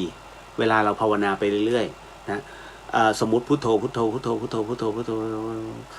หมายถึงว่าพุทเข้าโธออกอันนี้ผมรวบให้ฟังไม่ใช่มาภาวนาพุทโธพุทโธไม่ใช่นะหมายถึงพุทเข้าโธออกพุทเข้าโธออกเนี่ยไปเรื่อยๆไปเรื่อยๆพอถึงสภาวะหนึ่งเนี่ยมันหายไปเองฮะมันจะหายไปเองโดยที่เราไม่รู้ตัวไอ้ตอนที่เราไม่รู้ตัวแล้วเราไปรู้อีกทีคือมันคิดไปอ๋อมันออกไปตรงนู้นมันออกไปตรงนี้นะคือจิตมันไวมากมันพุ่งได้มันแลกได้ตุ๊กตุ๊กตุ๊กตุ๊กแต่สิ่งที่อยากให้สังเกตก็คือก่อนที่จิตมันจะออกไปอ่ะมันจะมีชั่วงูแลบลิ้นเนี่ยมันจะว่างอยู่นิดเดียวถ้าลองสังเกตนะฮะพุทโธพุทโธพุทโธพุทโธแล้วพอเริ่มเหนื่อยลงปุ๊บเนี่ยช่วงที่มันจะแบงค์ลงเนี่ยงูแลบลิ้นช้างกระดิกหูตรงเนี้ยเป็นอานิสงส์ฮะก่อนที่จิตมันจะพุ่งไปตามเสียงมอเตอร์ไซค์แล้วเดี๋ยวมันกลับมาพุทโธใหม่พุทโธใหม่พุทโธใหม่นั่นฮะแวบเดียวเขาถึงได้บอกว่าแค่นั่งแล้วก็สงบลงเพียงแค่ช้างกระดิกหูงูแลบลิ้นได้อานิสงส์เยอะแล้วฮะนั่นแหละครับเจริญสวัสดีครับพี่เลี้ยวสวัสดีครับผมนะเอามาอันนี้บ้างนะครับฮึบมาถึงคุณจานสวัสดีค่ะนะฮะแล้วก็พี่สุวรรณยาสวัสดีค่ะสวัสดีครับพี่นะฮะคุณปริญญาสวัสดีครับพี่เลี้ยวสวัสดีครับผมนะฮะพี่บุญลมสวัสดีน้องเรียวแล้วก็ทุกท่านสวัสดีครับพี่นะครับมาถึงในส่วนของคุณเมธสิทธิ์สวัสดีครับพี่เลี้ยวสวัสดีครับผมนะฮะอันนี้ตามรายงานตัวค่ะคุณเรียวและชาวเดอะเฮียนครับผม คุณจีน่าชาสวัสดีค่ะคุณเรียวกลับสู่ถิ่นแล้วสดใสออร่าฉายเลยค่ะ นะฮะ ก็ตามที่บอกไว้ผมหาน้ำผึ้งไม่ได้นะ เดี๋ยวมันจะไม่ได้หลอดเล็กๆเนี่ยนะฮะแล้วก็อะไรนะใบมีดโกนใช่ไหมฮะตาลนกพิราบนะฮะจริงๆหลวงพี่ท่านก็มักจะเรียกเสมอบอกเฮ้ยตอนที่บวชอยู่ด้วยกันเนี่ยท่านจะเรียกช่วยปรงผมให้หน่อยไปเอาผมจะใช้แบบคือผมก็ไม่กล้ามันเป็นครั้งแรกที่ถือมีดโกนนะฮะแล้วก็จะต้องปรงผมให้ท่านนะฮะจำได้เลยพรรษาแรกอ่ะใช้ใบมีดนกพิราบนะเราก็ไงวะไม่เคยรู้จักเพราะว่าปกติโกนหนวดก็ธรรมดานะยีนเล็ดเข้าช่วยนกพิราบเลยหลวงพี่มีอยู่ในลิ้นชักไปดูเสร็จปุ๊บก็มาใส่อ๋อมันเป็นแบบโบราณเนาะเปิดตึ๊กใส่วางปั๊บแล้วก็ปิดเป๊ะเสร็จปุ๊บก็ดูคมใช่ไหมหลวงพี่คมมึงดีๆนะก็เวลาจะ ปรงศีรษะท่านนะปรงผมท่านเนี่ยท่านก็จะเอาน้ำลูบหัวก่อนแล้วก็เอาสบู่ลงฟุบเสร็จปุ๊บบอกหลวงพี่ขอโหสินะครับบอกกูอนุญาตไม่เป็นไรปรง พอเริ่มอันแรกอะกืดเลือดออก โอ้ยหลวงพี่เลือดออกสาธุผมไม่ได้แกล้งกูว่าแล้ว เบาแค่วางแล้วก็ปาดลงเนี่ยผมกูก็ล่วงแล้ว เพราะตั้งแต่นั้นเป็นต้นมาคือหลวงพี่ไม่เรียกใช้อีกเลย ไม่ก็คือพอเราก็รู้แล้วโอเควิธีการท่านก็บอกค่อยๆผมก็คืออันแรกเฉือนนิดนึงแล้วพอที่เฉือนเนี่ยหัวสิวหัวสิวมันถึงเป็นเลือดไงเพราะผมก็เลยไม่ออกแรงนะหลวงพี่ไม่ต้องออกแรงลูดธรรมดาเพราะลูดธรรมดาผมท่านก็หลุดไงแล้วโอเควิธีปรงแบบนี้โอ้โหคุณยากเวลาแล้วหลวงพี่ท่านตอนนั้นเป็นพระเถระแล้วแล้วเราต้องปรงผมให้พระเถระแล้วเราเป็นพระเป็นพระใหม่มันก็สั่นใจแป้วๆจิตฟุ้งนะทำไงวะถ้าบาทท่านโอ้โหกูซวยแน่ๆโหใจแบบเอาจริงบาทนี่บอกหลวงพี่กูว่าแล้ว ไม่ต้องกดครับโหหลวงพี่ที่มันเลือดหัวสิวแล้วก็ไปเรื่อยๆนั่นนะฮะโอ้ยสาธุหลวงพี่ โอมีอะไรเยอะฮะเวลาอยู่กับท่านก็ตลกนะฮะแต่อย่าให้ท่านอันนี้นะถ้าของขึ้นแล้วตัวใครตัวมัน นะฮะจลาดบอกว่าพี่เลียวครับทำบุญอุทิศให้ปู่ย่าตายาย ถ้าเขาได้ไปเกิดเป็นคนแล้ว เขาจะได้บุญที่อุทิศให้ไหมครับได้ครับนะฮะได้เพราะว่าอันที่หนึ่งเทพยังอยู่เทพคุ้มตัวท่านยังอยู่ฮะเพราะฉะนั้นอย่างเช่นเจ้าเมืองต่างๆที่คุณเห็นเนี่ยนะฮะหรือว่าตามวัดวาต่างๆโอ้ตายมาตั้งแต่นี้กูยังไม่เกิดเลยเนี่ย นะฮะเขาตายมาประมาณ20 ปีแล้วกูเพิ่งเกิดอะไรประมาณเนี้ยเคยดูไหมครับผมมาชอบดูพศของผู้ที่ติดอยู่ข้างวัดโอ้คนนี้ตั้ง100 ปีโอ้โหตายแล้ว นะยังไม่เกิดเลยประมาณนั้นเลยนะแล้วคราวนี้ผมก็สงสัยเหมือนน้องนี่แหละนะฮะก็เลยถามครูบาอาจารย์ท่านก็เลยบอกว่าอ๋อก็คงไปเกิดแล้วล่ะป่านนี้นะฮะเพราะว่าช่วงเวลาวันมันผิดกันจาตุ1 วันของจาตุมหาราชิกานะสวรรค์เบื้องชั้นแรกเลย50 วันของเขาคือ1 วันไม่ให้ขออภัย50 ปีบนโลกมนุษย์เท่ากับ1 วันของเขาถ้าดาวดึงส์นะฮะ100 ปีของดาวดึงส์1 วันของดาวดึงส์เท่ากับ100 ปีของมนุษย์นะฮะดุสิต150 ปีของมนุษย์เท่ากับ1 วันของเขานะฮะดังนั้นเนี่ยมันก็แล้วแต่ช่วงของตามเหตุปัจจัยนะตรงนั้น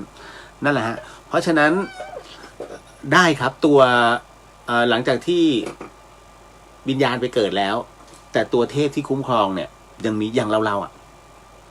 อย่างเราทุกคนที่มีชีวิตอยู่มีเทพคุ้มครองจำได้ไหมฮะเวลาประสบเหตุอะไรต่างๆนานาอีสานมาก่อนเลยฮะ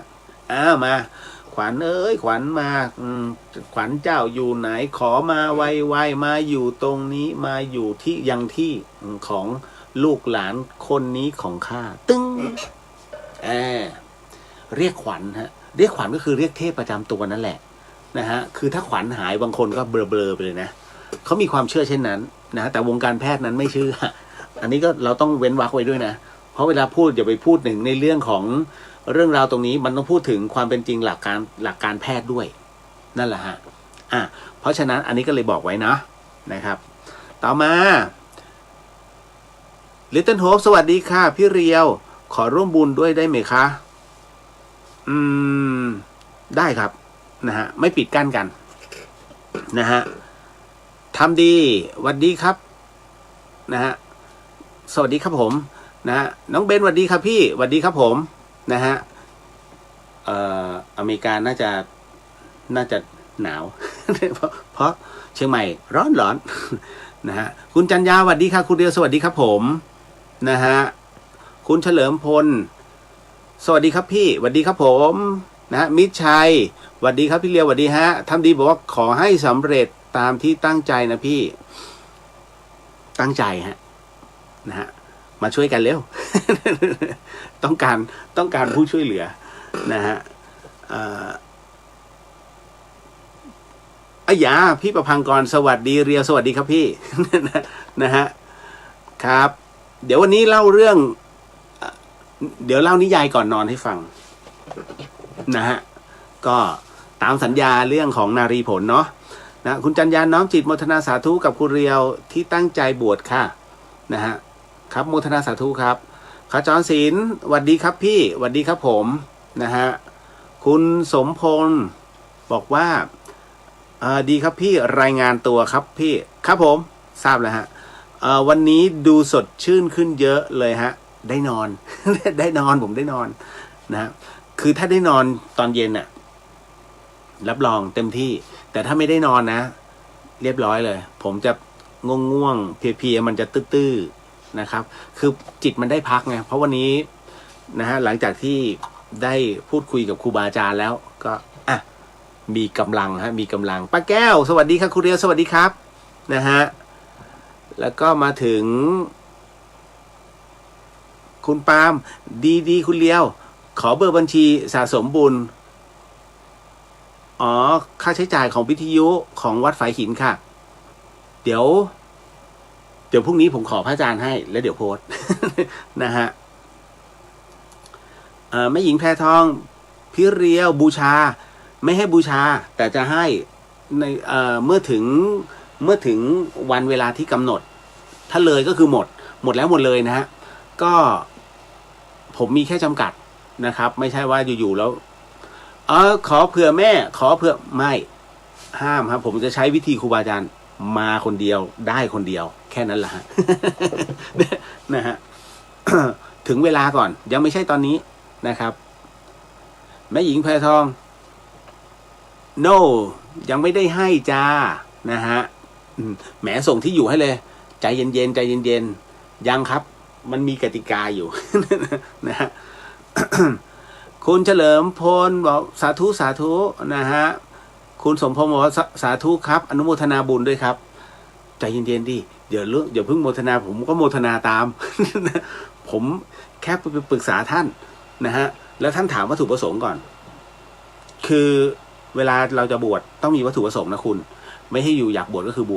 วชไปก็แค่นั้นบวชไปก็คนร่วมบุญก็ได้บุญแต่ไม่ได้อะไรไงแต่ถ้าบวชแล้วมันมีเป้าหมายมีวัตถุประสงค์ที่ชัดเจนคนที่เขาร่วมบุญเนี่ยเขาก็ได้โมทนาตามแล้วมันได้อานิสงส์เยอะนะฮะเพราะผมบอกคือบวชเพื่อปฏิบัติไม่ได้บวชมาเพื่อเฮ่ๆไม่ไม่ใช่ผมนะฮะคุณจีนชาโมทนาสาธุสุดหัวใจนะคะสาธุครับคุณโกงหวัดดีค่ะคุณเลียวหวัดดีฮะกาแฟโบราณป้ามณีสวัสดีค่ะพี่เพิ่งตื่นตายแล้ว ดีครับพี่นะฮะโอพี่นุชนะพี่นุชพรพันธ์สวัสดีค่ะสวัสดีครับพี่นะฮะพี่ชายนะฮะคุณชินกิจตันสตูลสวัสดีครับนี่ก็เรียกว่าเป็นพี่ชายของแฟนเพื่อนผมแกเป็นธุระให้ในเรื่องของนั่งเรือสุดยอดมากพี่ชายขอบพระคุณมากครับไม่ได้แกผมก็แย่นะป้าแก้วค่ะเชื่ออย่างที่คุณเรียวพูดอย่างที่สุดค่ะสาธุครับพี่นะฮะ ก็อย่างที่ผมบอกอะว่าเวลาเราคุยหรือว่าอะไรก็ตามเนี่ยผมจะไม่ได้ให้หลายๆท่านนะฮะมาเชื่อไม่ใช่ว่าผมคนเดียวนะฮะทุกผู้ทุกนามนะเวลาเราฟังไว้ก่อน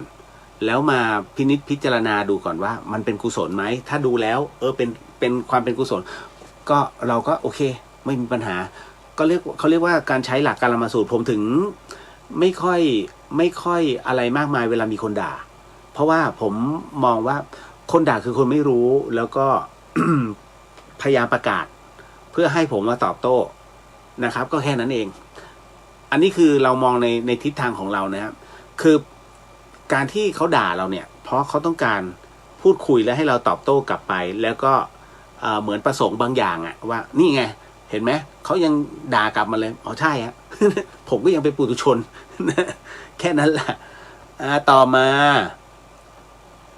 คุณสุพิการสวัสดีครับพี่เลียวสวัสดีครับผมคุณจินชาบอกว่าตาขนนกค่ะไม่ใช่นกพิราบอ๋อลืมไปนั้นปลากระป๋อง นะแอดว่าไม่ได้มาฟังนานเลยหวัดดีจ้ะแอดนะฮะเป็นไงบ้างลูกโตแล้วสิ นะฮะอันนี้วันน้องอันนี้เจี๊ยบพี่เลี้ยวกะทราบเลยฮะ น้องใจเย็นนะครับมาเข้าสู่ในเรื่องของการสมาทานศีลก่อนนะแล้วเดี๋ยวเรามาพูดคุยเรื่องราวทั้งหมดเรื่องราวอภิญญาอภินิหารอะไรก็คุยได้นะฮะแล้วแต่นะครับพร้อมเนาะพร้อมต้องบอกก่อนนะฮะเวลาสมาทานศีลให้มีสมาธินิดนึงวันนี้วันศุกร์ด้วยนะฮะแล้วก็พรุ่งนี้วันเสาร์เพราะวันนี้มีคำถามเสาร์5มาอีกแล้วผมก็งงจะมาถามเรื่องเสาร์5วะ นะฮะเดี๋ยวมาพูดคุยกันนะฮะพร้อมเนาะนิดนึงแล้วเดี๋ยวค่อยสมาทานศีลแล้วเดี๋ยวสมาทานศีลแล้วเดี๋ยวมาค่อยพูดถึงเรื่องราวกันทั้งหมดทั้งมวลก่อนนะสาธุเนาะพร้อมนะครับเดี๋ยวผมว่าแล้วเว้นวรรคนะครับแล้วก็ให้ระลึกตามหรือว่าตามผู้ป่วยติดเตียงก็ให้โมทนาตามในจิตนะฮะให้จิตเดินตามแล้วกันยกมือพนมไม่ได้ไม่เป็นไรนะฮะกายขยับไม่ได้แต่ใจขยับได้ฮะก็ขยับ ทั้งกายขยับขอขยับทั้งจิตนะฮะแล้วก็ให้โมทนาตามในใจนะฮะสาธุสาธุสาธุพุทโธธัมโมสังโฆศีลข้อ 1ไม่ฆ่าสัตว์ศีลข้อ 2ไม่ลักทรัพย์ศีลข้อ 3ไม่ประพฤติผิดในกามศีลข้อ 4ไม่พูดเท็จศีลข้อ 5ไม่ดื่มสุราและของมึนเมาบัดนี้ข้าพเจ้าตั้งใจรักษาศีลแล้วบัดนี้ข้าพเจ้าคือผู้มีศีลข้าพเจ้าผู้มีศีลละอายต่อการทำความชั่วกลัวต่อผลของบาปกรรมข้าพเจ้าผู้มีศีลมีหิริโอตปะมีกายเป็นมนุษย์มีใจเป็นเทวดาเป็นมนุษย์เทโวเข้าถึงความเป็นสหายกับเหล่าเทวดาทั้งหลายณบัดนี้ข้าพเจ้าทั้งหลายขออดโทษลดกรรมที่ข้าพเจ้าประมาทพลาดพลั้งในช่วงวันนี้ลงในฉับพลันและขอให้กรรมดีที่ข้าพเจ้าหรือเหล่ากัลยาณมิตรได้ทำไว้นั้นขอจงมาแทรกส่งผลบุญนี้ให้ข้าพเจ้า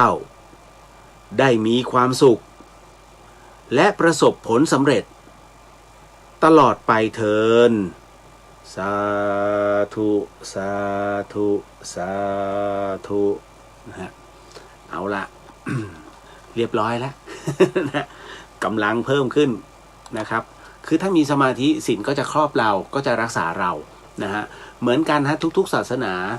นะอย่างมุสลิมถูกไหมฮะก็5เวลาคริสต์เขาก็5เวลานะฮะมีพุทธนี่แหละเช้าเย็น2เวลายังโดนด่าเลย เพราะเปิดใหม่ดัง จริงนะนะฮะ เพราะฉะนั้นเนี่ยก็เจอมากับตัวนะฮะแต่ว่าเราก็ทำอะไรไม่ได้เพราะว่าเป็นเพราะว่าคนที่อยู่ด้านนอกถ้าส่วนใหญ่นะฮะมันก็เลยเหมือนกับว่าเขาจะค้าขายคือหน้าวัดแต่ตั้งร้านค้ากันแผงหน้าวัดนะฮะพอพระเปิดบทธรรมวัดเย็นด่า นะเสียงดังนะแต่ตั้งหน้าวัดผมก็เลยไม่เข้าใจครับว่าเอ๊ะทำไม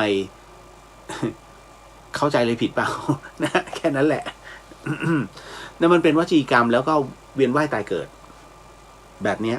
แล้วเนี่ยวันนี้มีเรื่องราวที่เกี่ยวข้องพอสมควรนะเดี๋ยวเล่าให้ฟังถ้ามีเวลานะไม่งั้นก็จะทบไปวันจันทร์นะฮะกับคำถามผมเล่าก่อนเลยเดี๋ยวหลายคนจะง่วงนะเจลาบอกว่าอะไรผมก็อยากบวชอีกรอบครับตอนบวชไม่อยากสึกเลยแต่ด้วยพ่อแม่และภาระที่ต้องรับผิดชอบต้องสึกถ้ามีโอกาสก็อยากจะบวชอีกฮะโอกาสมันมีถ้าเราหานะฮะแล้วที่สำคัญก็คือว่าบวชได้ตลอดฮะเรื่อยๆ7โบสถ์ก็มีมาแล้วนะฮะ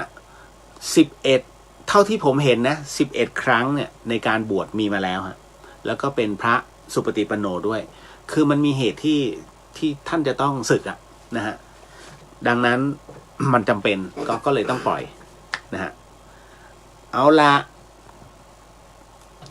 คุณวรันพี่วรันทรสวัสดีครับคุณเลียวสวัสดีครับพี่นะฮะมาส่วนในเรื่องของมรรคลีผลดีกว่าหลายๆท่านนะฮะก็อยากจะฟังหรือว่าอยากจะรับรู้เรื่องราวของมรรคลีผลคือจริงๆอย่างนี้ฮะเดี๋ยวต้องบอกก่อนจำได้ไหมฮะว่าครั้งก่อนนู้นน่ะที่ขึ้นมาเชียงใหม่แล้วผมแวะวัดหนึ่งเลยกันเอาพูดง่ายผมไปแวะวัดพระนอนจักรีก็ไปกราบเพราะมันติดอยู่ในใจว่าเฮ้ยอยากไปกราบพระนอนจักรีมากนะผมไม่ได้ไปเนี่ยมาเป็นเวลาเกือบ40 ปีแล้วนะฮะจำได้ว่าคือไปเนี่ยโรงเรียนจัดไปก็เลยตั้งแต่นั้นคำว่าพระนอนจักรีติดอยู่ในสมองติดอยู่ในใจตลอดก็เลยมีโอกาสครั้งที่ผ่านมาก็เลยไปกราบนะฮะ แล้วคราวเนี้ยผมก็คลับคล้ายคลับคลาว่าหลวงพ่อจรัญเนี่ยท่านเคยได้รับมรรคลีผลผมก็เลยไปถามเจ้าหน้าที่ไม่ได้ถามพระนะผมก็เลยถามไม่ทราบว่ามรรคลีผลนะฮะมีไหมที่นี่อ๋อมีอยู่ในตู้ไงอันนั้นที่หลวงพ่อจรัญท่านให้มาเหรอเขาก็บอกว่าใช่เพราะผมก็ไปถึงก็ตะกิดอ่ะมันแปลกๆนะฮะเป็นรูปที่เราเห็นเนี่ยเป็นรูปร่างของผู้หญิงอะลงมานะฮะแค่นั้นเลยแค่นิดๆสั้นๆนะฮะอันนั้นอะคือจริงๆแล้วเนี่ยถ้าพูดกันตรงๆเห็นปุ๊บเนี่ยรู้เลยว่ามันของปลอมแต่อีกใจนึงเนี่ยมันก็มองแล้วเฮ้ยเข้าใจไหมเรดาร์มันเป๋คืออยู่กับสิ่งศักดิ์สิทธิ์แล้วเรดาร์มันเป๋อะคุณเพราะว่าเดี๋ยวนะฮะขออนุญาตแป๊บนึงมันมีบางอย่างซึ่งรบกวนเรดาร์เราผมก็พยายามดูจริงหรือปลอมแต่ทำไมมีพลังเกิดขึ้นก็มาได้รับคำตอบว่าเดี๋ยวตอนที่เราไปเพ่งดูอะเราไปเพ่งตรงไหนแล้วอันเนี้ยมรรคลีผลเนี่ยมันไปอยู่ตรงไหนผมก็เลยบอกอ๋อก็อยู่หน้าพระนอนจักรีเลย รัศมีพระนอนเปล่า ผมก็ปิ๊งขึ้นมาเลยว่าโอ้ยตายแล้วกูพลาดแล้ว พอโดนทักนะพลาดแล้วเห็นไหมผมถึงได้บอกว่าเฮ้ยบางอย่างเนี่ยอย่าเพิ่งเชื่อผม100%เพราะผมเองเนี่ยบางทีผมก็พลาดพอถึงตรงนั้นเสร็จปุ๊บยังไงสงสัยเราพลาดจริงๆแต่ไม่ใช่ว่านารีผลหรือมรรคลีผลที่วัดพระนอนจักรีเนี่ยจะไม่มีพลังนะเพราะอยู่ตรงนั้นเนี่ยมาเป็นเวลานานแม้จะเป็นของปลอมแต่ก็มีพลังของเขา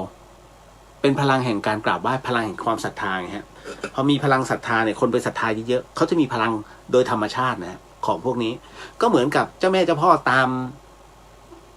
ต้นไม้ที่ไปขูดอ่ะนะฮะแรกๆก็ต้นไม้ธรรมดานะฮะหมายยืนเยี่ยวแต่พอให้หวยมา1ทุกคนไปปิดทองคราวนี้ไม่ได้แล้วคราวนี้เทพที่อยู่บริเวณข้างๆมาแล้วเขาจะศักดิ์สิทธิ์ของเขาเองโดยธรรมชาตินั่นนะฮะแต่คราวนี้พอเห็นอันนี้มันคือกรรมวิธีโดยการใช้เปลือกมังคุดผสมนะฮะออกมามันจึงแข็งนะฮะแล้วก็ปั้นเข้าพิมพ์ปั๊มปังเรียบร้อยถ้าพระจันทร์บึ้มเลยมีเป็นพันนะฮะที่มาขายกันเป็นลังๆอ่ะของปลอมทั้งนั้นนะฮะแต่บอกนารีผลก็เราก็แล้วแต่นะฮะส่วนที่เพชรบูรณ์นะฮะข้อมูลที่เพชรบูรณ์ที่บอกว่าโอ้ยนารีผลตัวนี้ออกมาที่เป็นรูปผู้หญิงนะฮะแล้วก็เป็นสีเขียวอันนั้นเป็นปูนเขาสร้างขึ้นนะเราก็โอ้โหหลงเชื่อเกือบแล้ว นะฮะคราวนี้มาหาประวัตินะครับผมก็ดูว่าตกลงที่ไหนเพราะผมว่าไม่ใช่วัดพระนอนจักรีตั้งแต่แรกแล้วจิตหนึ่งคิดว่าไม่น่าใช่แต่พอเจ้าหน้าที่เขาบอกว่าอันเนี้ยใช่ผมก็เลยต้องใช่ตามอันเนี้ยแต่ใจมันนึกว่าไม่ใช่จนกระทั่งครั้งเนี้ยฮะที่ขึ้นมาเชียงใหม่อธิษฐานเลยขอให้ได้ของจริงผมก็เลยหาข้อมูลปุ๊บได้รับข้อมูลว่านารีผลของแท้ที่หลวงพ่อจรัญนั้นมามอบให้จะจริงเนี่ยมันมีประวัติความเป็นมานะท้ายสุดแล้วมาอยู่ที่วัดแห่งหนึ่งในจังหวัดสิงห์บุรีถ้าคุณมาจากเชียงใหม่ลงกรุงเทพเนี่ยวัดแวะได้ก็คือ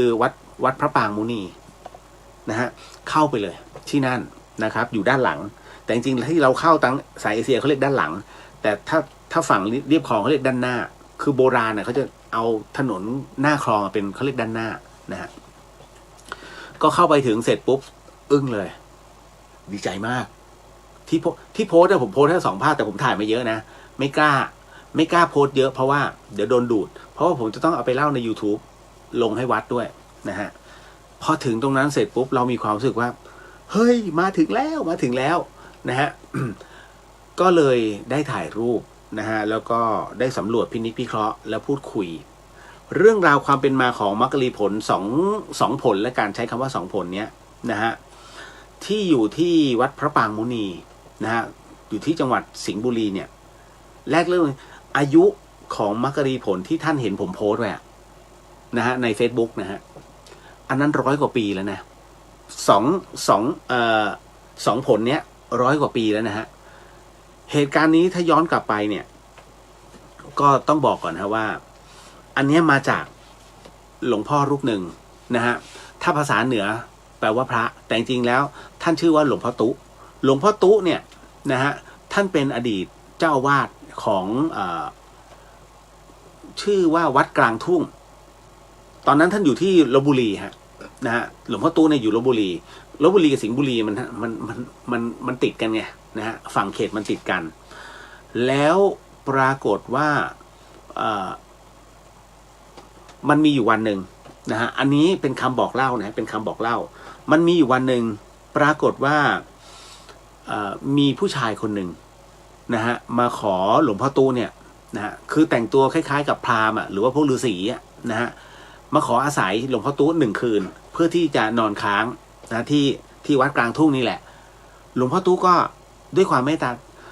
พระท่านมีเมตตาอยู่แล้วฮะขอให้บอกว่ามาจากไหนอะไรยังไงแล้วจะไปไหนวัตถุประสงค์นอนกี่คืนจบนะฮะฤาษีท่านนี้ก็เลยบอกว่าตนเนี้ยท่านก็เลยบอกว่าขอพัก1 คืนนะฮะหลวงพ่อตู้ให้อย่างไม่มีข้อแม้ก็พักเลยท่านเต็มที่ห้องน้ำห้องท่าอยู่ตรงนี้ตามสะดวกนะฮะรุ่งเช้าขึ้นมาปรากฏว่าชายผู้นี้ขออภัยฤาษีตนเนี้ยฮะท่านได้ก็ไม่รู้ว่าจะเอาอะไรตอบแทนของฟรีไม่มีในโลกคือเมื่อเข้ามาอยู่วัดเขาโบราณเขาว่าห้ามอยู่ฟรีมันต้องมีค่าน้ำค่าไฟนะฮะแล้วก็ที่สำคัญก็คือว่าแม้แต่พวกทรายเนี่ยอิฐหินปูนทรายเนี่ยเหยียบติดเท้าไปเขายังถือเพราะเป็นสถานที่ที่เรียกว่าเป็นผู้ภาวนานะฮะ ดังนั้นฤาษีตนเนี้ยท่านก็มองแล้วว่าไม่รู้ว่ามีอะไรจะให้ก็เลยมอบกล่องสีแดงๆฮะกล่องหนึ่งขนาดไม่ใหญ่มากนะฮะมอบให้กับหลวงพ่อตุแล้วก็บอกเอาไว้ว่าจริงๆแล้วเนี่ยอยากจะให้ไว้เพราะว่าท่านน่ะมีจิตอันเมตตาแล้วก็ขอให้ท่านเนี่ยนำสิ่งนี้เพื่อเอาไว้บำรุงพระพุทธศาสนาต่อไปนะฮะและที่สำคัญก็คือว่าท่านเก็บรักษาดีๆเพราะท่านน่ะอยู่ได้อีก4 ปีเท่านั้นนี่คือฤาษีนะฮะบอกหลวงพ่อตู้ไว้อย่างนั้นหลวงพ่อตู้ท่านก็รับเอาไว้แล้วพอเปิดขึ้นมาเป็นมักกะรีผลท่านตกใจมากไม่รู้ว่าของแท้ของปลอมเอามาฝากไว้เอามาให้อย่างเงี้ยท่านก็เลยปิดแล้วก็กะว่าจะเหมือนกับว่าไม่อยากรับกลัวเดี๋ยวจะคนเขาจะคอรหาก็เลยหันไปชายผู้นี้หายไปแล้วฮะฤาษีตนนี้หายไปแล้วครับมองซ้ายมองขวาไม่มีทั้งที่ทุกอย่างโล่งหมดเลยนะไม่มีฮะท่านก็เลยเก็บ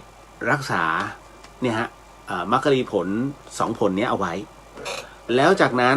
ต่อมาเป็นไปตามที่ฤาษีตนนี้ได้ทำนายว่าหลวงพ่อจะอยู่ได้อีก4 ปีก็ปรากฏว่าก่อนที่ท่านจะมรณภาพลงเนี่ยหลวงพ่อตู้นั้นได้มอบมักกะรีผลนะฮะคู่เนี่ยฮะให้กับลูกชายนั่นก็คือคุณสำเริงจำนามสกุลไม่ได้นะฮะคุณสำเริงเนี่ยเป็นลูกชายแล้วจากนั้นท่านก็มรณภาพส่วนด้านลูกชายนั้นก็ไม่รู้ว่าจะเอาไปยังไงเหมือนกับว่าที่วัดน่ะเป็นมาตั้งแต่โบราณแล้วไว้ใจใครไม่ได้ถูกไหมฮะไว้ใจใครไม่ได้ดังนั้นก็เลยมองซ้ายมองขวา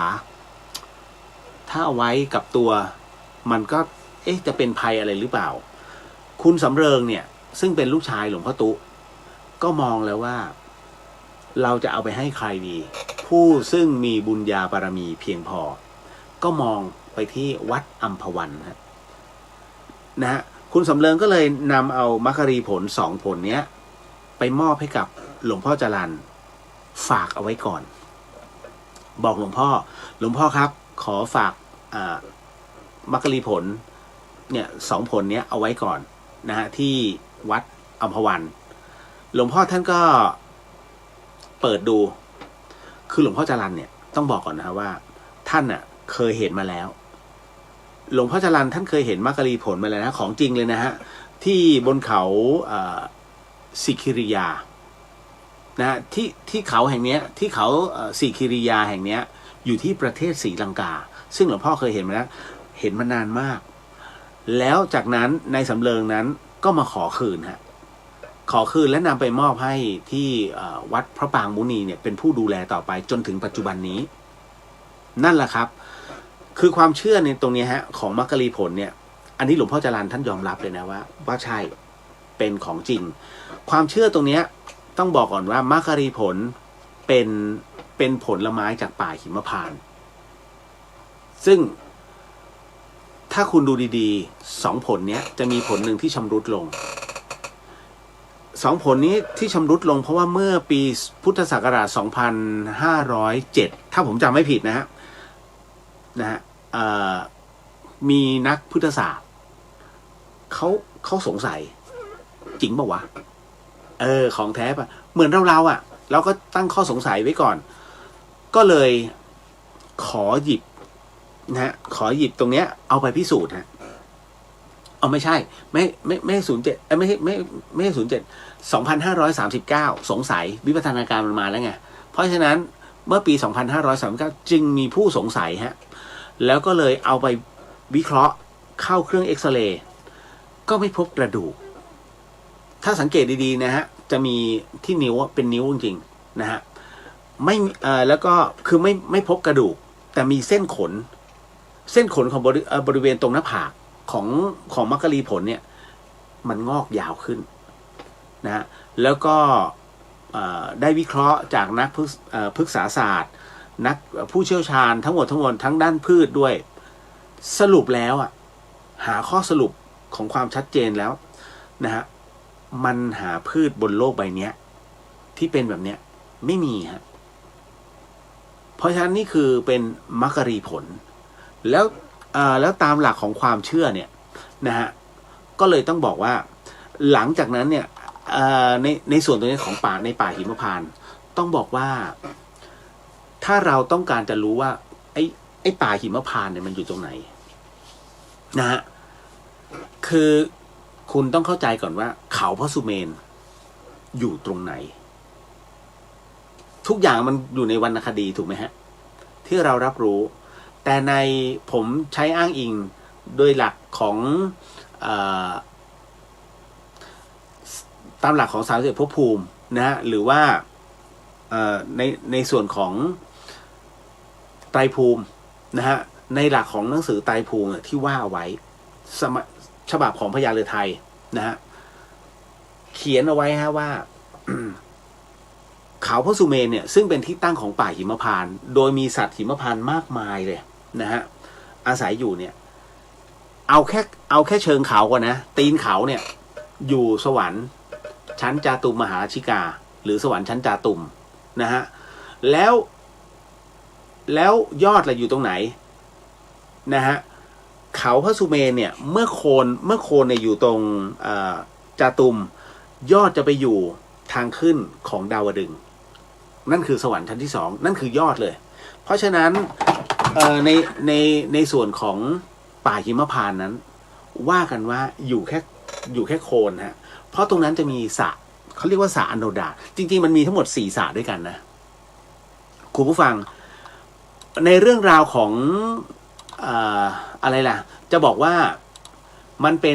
ป็นเรื่องราวของจินตนาการแล้วกัน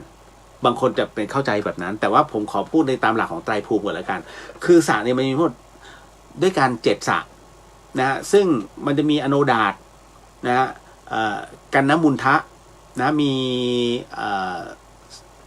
ถ้าผมจำไม่ผิดนะมีฉันทันตะนะฮะแล้วก็มีระอ่านว่าอะไรวะรัตการะหรือว่ารัตการะนะอ่านว่ารัตการะแล้วก็สีหปาตะนะแล้วก็มันทากินีคือพวกนี้จะอยู่ทั้งหมดนะฮะ7 สระด้วยกัน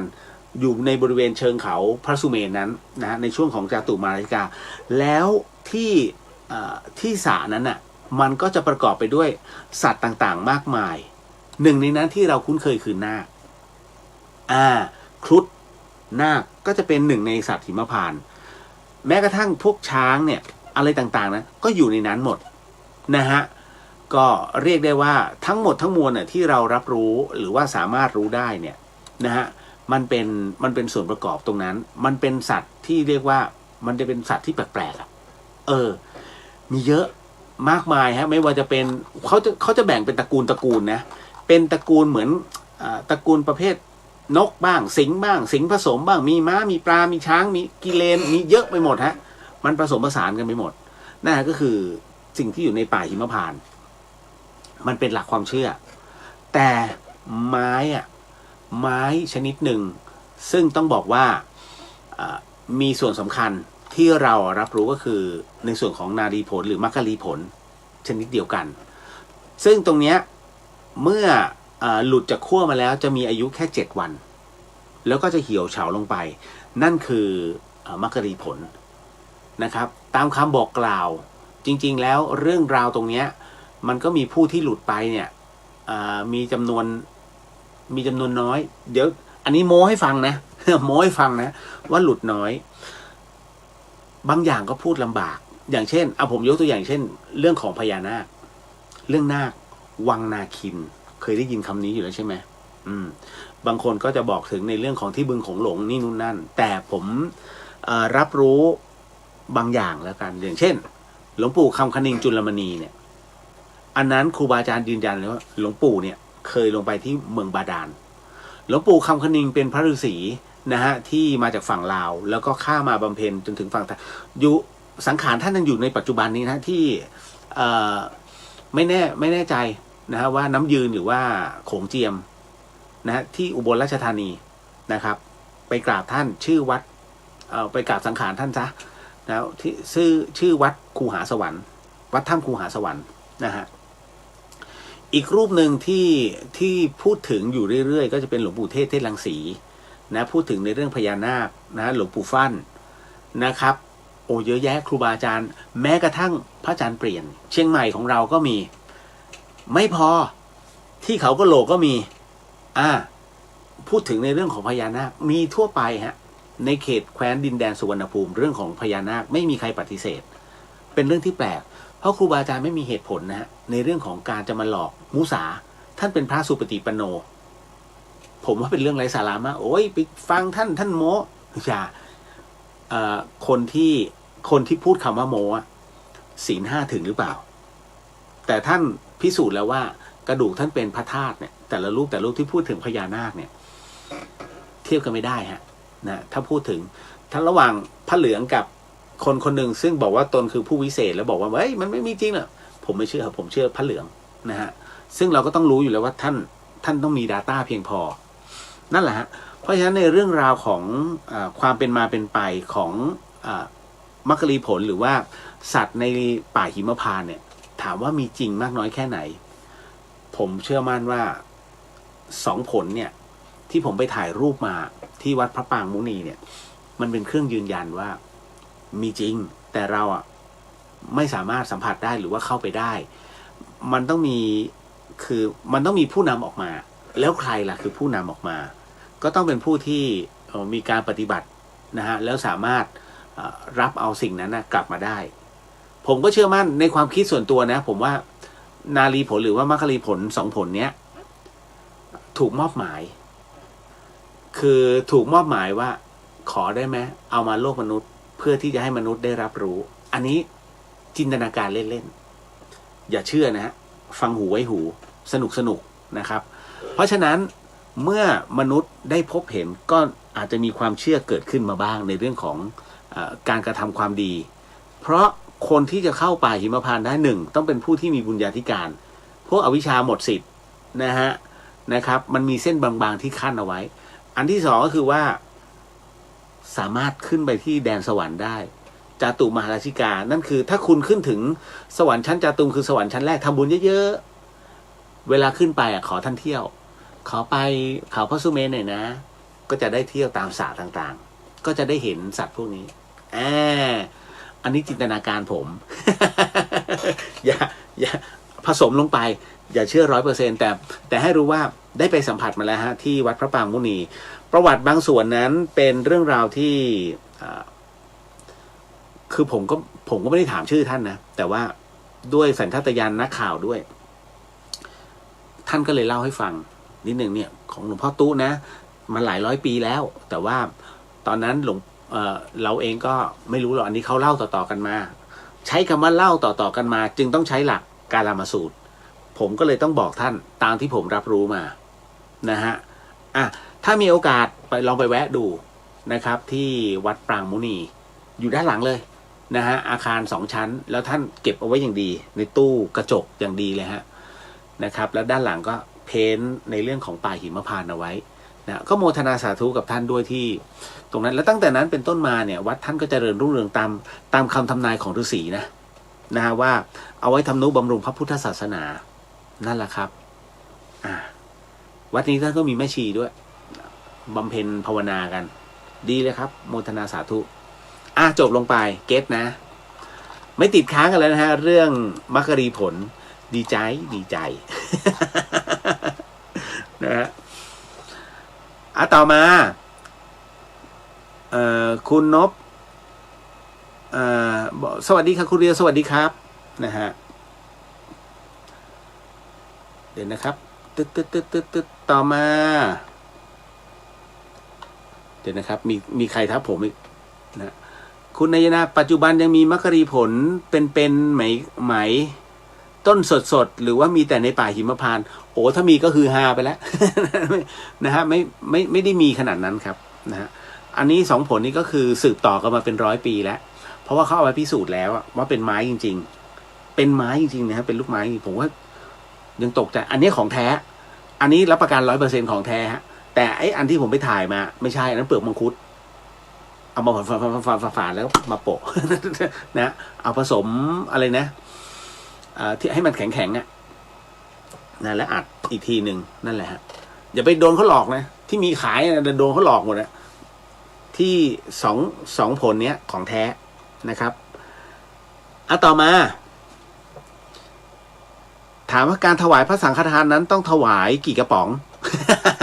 ให้กับเจ้ากรรมนายเวรนะ1 กระป๋อง7 กระป๋องหรือ9 กระป๋องเอาจริงนะแล้วแต่เรานะฮะต้องสัตตมหาสังฆทานไหมคือสัตตมหาสังฆทานเนี่ยอย่างที่หลวงพี่ภัสกรท่านได้ทำนั้นก็เป็นเพราะว่าท่านทำแล้วท่านได้ผลในเรื่องของสิ่งที่ท่านเคยประสบมาอันนี้ผมบอกคนที่ฟังใหม่ๆไม่รู้จักหลวงพี่ภัสกรคือใครพระอาจารย์ภัสกรภูริวัฒโนนั้นท่านเป็นอดีตผู้อำนวยการธรรมสถานมหาวิทยาลัยเชียงใหม่นะครับแล้วก็ในสมัยคารวะท่านเป็นเจ้าของบริษัท Project Picture แล้วจากนั้นเนี่ยบริษัทประสบปัญหาการขาดทุนอยู่เรื่อยๆจนว่าไม่ไหวแล้วจะปิดแล้วปรากฏว่าท่านก็ไปที่ซอยสายลมตอนนั้นสมัยนั้นพระเดชพระคุณพระราชพรหมยานหรือว่าหลวงพ่อฤาษีลิงดำนั้นนะฮะท่านก็ไปเรียกว่าโปรดญาติโยมที่บ้านสายลมบ้านซอยสายลมหลวงพี่ท่านก็ไปพอไปถึงเสร็จปุ๊บเนี่ยหลวงพี่ท่านก็บอกพระอะไรนะฮะทำไมถึงให้คนนั้นเหมือนกับต้องถวายสังฆทานต้องเสียเงินเสียทองนะฮะไม่ดูไม่ดีเอาซะเลยจนกระทั่งหลวงพ่อท่านรับรู้ด้วยวาระพอถึงคิวหลวงพี่นะฮะยังไม่ทันได้พูดนะฮะหลวงพ่อก็พูดก่อนแล้วหรือมึงอยากจน ตั้งแต่นั้นหลวงพี่ไปทำบุญฮะสัตตสังฆทาน7 ชุดด้วยกันนะฮะก็แล้วแต่ผมจำไม่หมดนะว่ามีอะไรมีพ่อแม่ครูอาจารย์นะฮะญาติสนิทมิตรสหายเจ้ากรรมนายเวรถวยเทพเทวดานะฮะแล้วก็อะไร2 อันนะผมจำไม่ได้แล้วนั่นแหละทั้งหมดน่ะหลวงพี่ก็ถือเพราะอาจารย์แม่ชีเพียงเดือนแนะนำหลวงพี่ก็ถือเป็นบ้าห่อฟางเลยตอนนั้นเป็นคฤหัสถ์นะพอเสร็จปุ๊บแล้วก็ได้พระคาถาเงินล้านหลวงพี่ท่องอยู่นะฮะ2 สัปดาห์โอ้งานเข้าโอ้เดือนนั้นกำไรตลอดนะฮะท่านก็เลยท่องมาตลอดก็กำไรอยู่เรื่อยๆนะฮะจนกระทั่งท่านมาบวชนั่นแหละฮะดังนั้นท่านจึงโปรดญาติโยมด้วยสัตตมหาสังฆทาน7 กระป๋องสัตตะแปลว่า7นะฮะภาษาบาลีภาษาสันสกฤตคราวนี้ มาพูดถึงสังฆทานก่อนคุณต้องเข้าใจก่อนนะฮะว่าไอ้สังฆทานเนี่ยมันคืออะไรจริงๆแล้วการถวายพระสังฆทานเนี่ยมันมี2แบบเจาะจงกับไม่เจาะจงสังฆทานแบบไม่เจาะจงเนี่ยนะฮะก็อานิสงส์จะสูงกว่าจะแรงกว่ากับการเจาะจงแต่คราวนี้เนื่องจากว่าปัจจุบันนะฮะปัจจุบันเราเป็นผู้ระแวงในสงฆ์นะฮะก็เลยใช้เอาว่าขอเป็นเจาะจงดีกว่าเขาเรียกเอาชัวร์แต่จริงๆแล้วการถวายพระสังฆทานหมายถึงว่าการถวายเครื่องนะฮะเขาเรียกว่าเครื่องที่ต้องการเครื่องที่เป็นวัตถุทานที่มีประโยชน์กับพระสงฆ์เนี่ยโดยไม่เจาะจงเพื่อให้สงฆ์นั้นได้ใช้ประโยชน์นะเพราะฉะนั้นการที่ไม่เจาะจงนะมันเป็นอะไรที่ได้อานิสงส์ได้ดีกว่าแรงกว่าแต่เนื่องจากว่าสถานการณ์ปัจจุบันเนี่ยพอมันไม่มั่นใจว่ารูปนี้ปฏิบัติจริงหรือเปล่าหรือว่าเราจะใช้คำว่าเจอเหลืองๆหนูก็ไหว้ไม่ได้นะฮะผมขออนุญาตใช้คำกล่าวหลวงพ่อชาเคยพูดกับผู้หญิงคนหนึ่งนะฮะเรียกว่าศรัทธาคนหนึ่งนะคือท่านจะบ่งนิสัยนะศรัทธาเนี่ยหนูศรัทธาเป็นคนที่ศรัทธา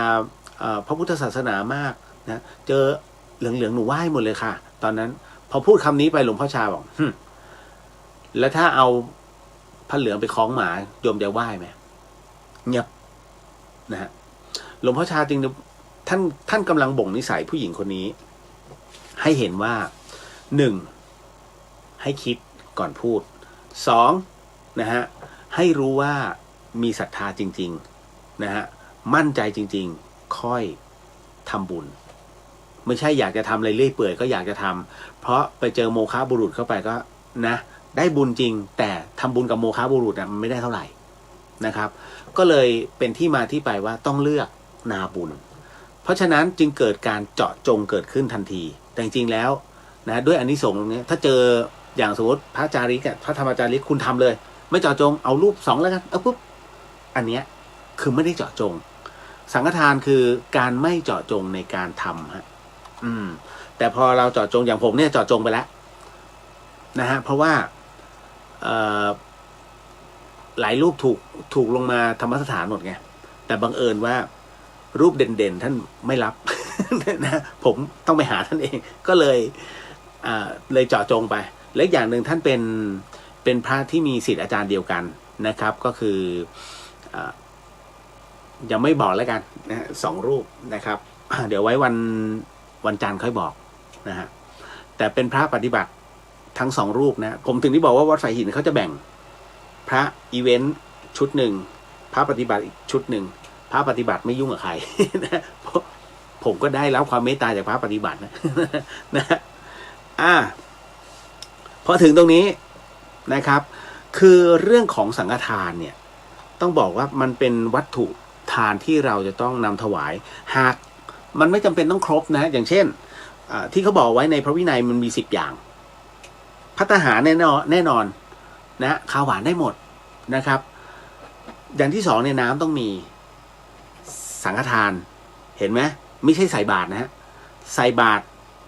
เขาเรียกทำกรรมแต่ถ้าสังฆทานเขาเรียกทำบุญทำไมเพราะเราไปถึงที่น้ำ1 แพ็คนำถวายปั้งได้เพราะเราไปที่วัดแต่ถ้าทำกรรมนั่นคือแม่ค้าทั้งหลายยัดเยียดในเรื่องของน้ำต้องใส่ด้วยอยากสวนกับมึงรู้ได้ไง พระท่านแบกน้ำเนี่ยเป็นกิโลกลับวัดตกลงบุญหรือบาปนี่ฮะเห็นไหมเรื่องน้ำเนี่ยสำคัญและเดี๋ยวค่อยว่ากันอันนั้นเอาไว้ตอนใหม่นะฮะเอาแค่ตรงนี้ก่อนคือน้ำเนี่ยต้องมีนะเอาไว้ไม่ว่าจะเป็นแล้วแต่น้ำผลไม้ชากาแฟแต่จริงๆแล้วแนะนำว่าเป็นน้ำเปล่าหากเป็นพระธรรมยุทธ์นะครับก็น้ำชาป๋องน้ำผลไม้ท่านไม่ฉันแล้วท่านสละเพราะว่าถ้าบางคนถามพี่เลียวแล้วน้ำส้มถ้าเราคั้นแล้วนำถวายพระช่วงหลังเพลได้ไหมได้คำตอบคือได้จริงๆนะฮะแต่มันมีแต่คุณต้องใช้ผ้าขาวเนี่ยผ้าขาวบางคุณไปหา 7 ชั้นฮะปู7 ชั้นแล้วคั้นเสร็จปุ๊บเอาน้ำที่คั้นเนี่ยเทลงไปแล้วคุณก็ต้องไอ้น้ำส้มที่มันหยดลงมาติ๊กติ๊กติ๊กจากผ้าชั้นที่7ลงสู่ชั้นที่1ที่มันลงมาท่านฉันตรงนั้นได้เฮ้ยจริงเหรอพี่เลียวมันต้องขนาดนั้นใช่ครับตามพระวินัยห้ามมีกากนะฮะแล้วพอฉันตรงนี้เสร็จปุ๊บคุณบอกท่านเลยกองด้วยผ้า7 ชั้นแล้วเจ้าค่ะปกติแล้วพระท่านจะมีกระบอกกรองฮะเพื่อกรองกากนั่นนะฮะเพราะฉะนั้นอะไรก็ตามนะฮะห้ามบางคนไม่เข้าใจเอาน้ำมะพร้าวให้พระฉันนะฮะ คือบางทีไม่ได้บอกส่งไปแต่น้ำท่านก็กำลังเหนื่อยๆไม่รู้อะไรก็ซัดเลยอันนี้ถามว่าอาบัติไหมไม่อาบัติเพราะท่านไม่รู้แต่พอเข้าไป2 อึกถึงได้รู้เอาน้ำมะพร้าวท่านต้องเททิ้งทำไมล่ะฉันไม่ได้มะพร้าวเป็นมหาผลฮะมันมีเนื้อข้างในแต่น้ำน่ะบริสุทธิ์นะฮะมันเป็นน้ำอมฤตก็จริงแต่มันมีเนื้อห้ามนะครับดังนั้นใครจะถวายน้ำพวกนี้ถวายตอนเช้าก่อนท่านฉันภัตตาหารเช้าฉันได้นะฮะหลังจากนั้นแล้วท่านไม่ฉันแล้วพระธรรมยุทธ์นะครับแต่ว่าท่านพระมหานิกายนั้นนะก็อย่าให้เกินเพลฉันได้นะฮะต่อมาดอกไม้แน่นอนเพื่อมันเป็นเครื่องพุทธบูชานะฮะต้องมีประกอบไม่ว่าจะเป็นธูปเทียนเนี่ยนะฮะอันนี้ที่พูดเนี่ย6 อย่างแล้วนะคุณแล้วหลังจากนั้นก็จะเป็นพวกเครื่องรูปไล้พวกเครื่องสุขภัณฑ์ชำระร่างกายอย่างเช่นสบู่ครีมนวดผมอย่างนี้เป็นต้นยาสระผมอย่างเงี้ยได้นะฮะ คือปกติแล้วพระท่านห้ามใช้เครื่องหอมนะแต่บางทีสบู่นั้นเอาไว้ล้างมือครีมนวดผมเอาไว้เคลือบหัวไม่รู้ใช่ไหมพระเวลาท่านโกนศีรษะเดินไปเรื่อยๆแดดมันเผาท่านจะเป็นเขาเรียกกึ่งชานาตุเพราะหนังหัวแห้งมันจะเป็นสะเก็ดแต่ถ้าท่านใช้ยาสระผมลูบไปก่อนเพื่อมันเกิดฟองทำความสะอาดเสร็จปุ๊บใช้ครีมนวดเนี่ยนวดลงไปชโลมนะใช้คำว่าชโลมเสร็จปุ๊บล้างตัวไขมันเนี่ยจะเคลือบที่ศีรษะท่านเมื่อก่อนจะใช้น้ำมันมะกอกท่านก็จะใช้ชโลมหัวนะฮะก็จะไม่เป็นเกล็ดหรือว่าชานาตุนะฮะอันนี้บอกเอาไว้ก่อนนะครับต่อมาก็เป็นพวกที่นอนที่เราควรจะนำถวายที่นอนคืออะไรเป็นที่นอนใหญ่ไม่ใช่ นะฮะคุณดูเป็นพวกอาสนะหรือว่าเป็นผ้าปูฮะเป็นผ้าปูสี่เหลี่ยมๆก็ได้ฮะอย่างเวลาผมนั่งเก้าอี้ใช่ไหมและพระต้องนั่งเก้าอี้เนี่ยท่านจะมีพกอาสนะก็คือเป็นผ้าปู1 ชั้นเพื่อให้รู้ว่าสูงกว่าเรานิดนึงนะฮะก็คือนั่งสูงนั่นแหละเพราะฉะนั้นเราดูอาสนะหรือว่าเป็นผ้าก็ได้ฮะตัด นะมีตามร้านสังฆพันธ์มีนำถวาย ที่นอนสมควรมันเป็นที่นอนเนี่ยมันเป็นอาสนะไหมเขาเรียกสมมุติแต่ถ้าเป็นที่นอนท่านจะซื้อเป็นผ้าสำหรับคลี่สำหรับนอนเนี่ยได้นะครับคือท่านนอนพื้นอยู่พื้นจะนุ่มก็ได้นะฮะแต่ว่านุ่มไม่ใช่แบบนุ่มเกินไปหรือแข็งเกินไปนะไม่ได้อย่างนั้นหรือว่าในเรื่องของเสนาสนะก็อย่างที่บอกไปหรือว่าอย่างอื่นไม่ว่าโต๊ะตู้เตียงแล้วแต่นะคุณอยากจะถวายอะไรได้นะฮะที่สำคัญคือเรื่องของการส่องสว่างพวกไฟฉายตะเกียงหลอดไฟนะฮะแต่ตอนนี้ผมแนะนำโซลาร์เซลล์ เพื่อไม่ให้เกิดค่าใช้จ่ายกับท่านนะฮะอันนั้นดีสุดนะครับแล้วก็ไฟฉายที่ใช้พลังงานแสงอาทิตย์เดี๋ยวทั้งหมดทั้งมวลก็จะจัดทำให้ทั้งหมดนะส่วนของที่ร่วมบุญมาเนี่ยของคุณจินชาที่ร่วมบุญมา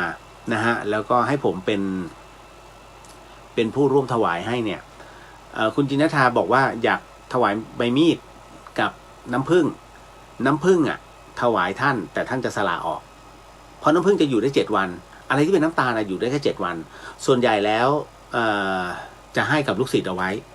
ถ้าเป็นพระธรรมยุทธ์คุณถวายไม่ได้นะน้ำผึ้งท่านให้กันเอาไว้แล้วก็เอาไปที่โรงครัวเพราะถือว่าเป็นน้ำตาลจะอยู่ได้แค่7 วันเครื่องยาก็อยู่ได้7 วันนะฮะ เพราะฉะนั้นเดี๋ยวที่ผมจะถวายก็จะมีเครื่องยาแต่ว่ายาท่านรับได้ไงเพราะเป็นโอสถนะก็จะเป็นกระชายขาว นะฮะแล้วก็เดี๋ยวส่วนที่เหลือจะจัดตามส่วนนะครับ ใครที่ร่วมบุญมาผมก็จะจัดตามส่วนตึ้งนั่นแหละฮะ ผมแค่2 ป๋อง เพราะ2 รูปนะแล้วก็ภัตตาหารนะครับ อันนี้แค่บอกเอาไว้ว่าที่ผมจะทำเนี่ยทำต่างหากนะครับ ก็ในช่วงเวลาเดียวกันก็แยกกันทำแหละแต่ว่าบุญนั้นถึงหลวงพี่ภัสกรท่านใดที่สะดวกนะครับเป็นสิทธิ์ของท่านอยากจะทำให้หลวงพี่ท่านก็ตามเหตุปัจจัยเพราะว่าผมถือว่าถ้าครบรอบ1 ปีก็คือช่วงเวลา 18:45 นาทีที่ท่านนั้นได้เรียกว่า กายกับจิตนั้นท่านแยกแล้วณตรงนั้นนะฮะก็อันนี้ถือตามเหตุเนาะนะไม่ว่ากันนะอันนี้ก็บอกเอาไว้ก่อนนะฮะว่าในเรื่องของ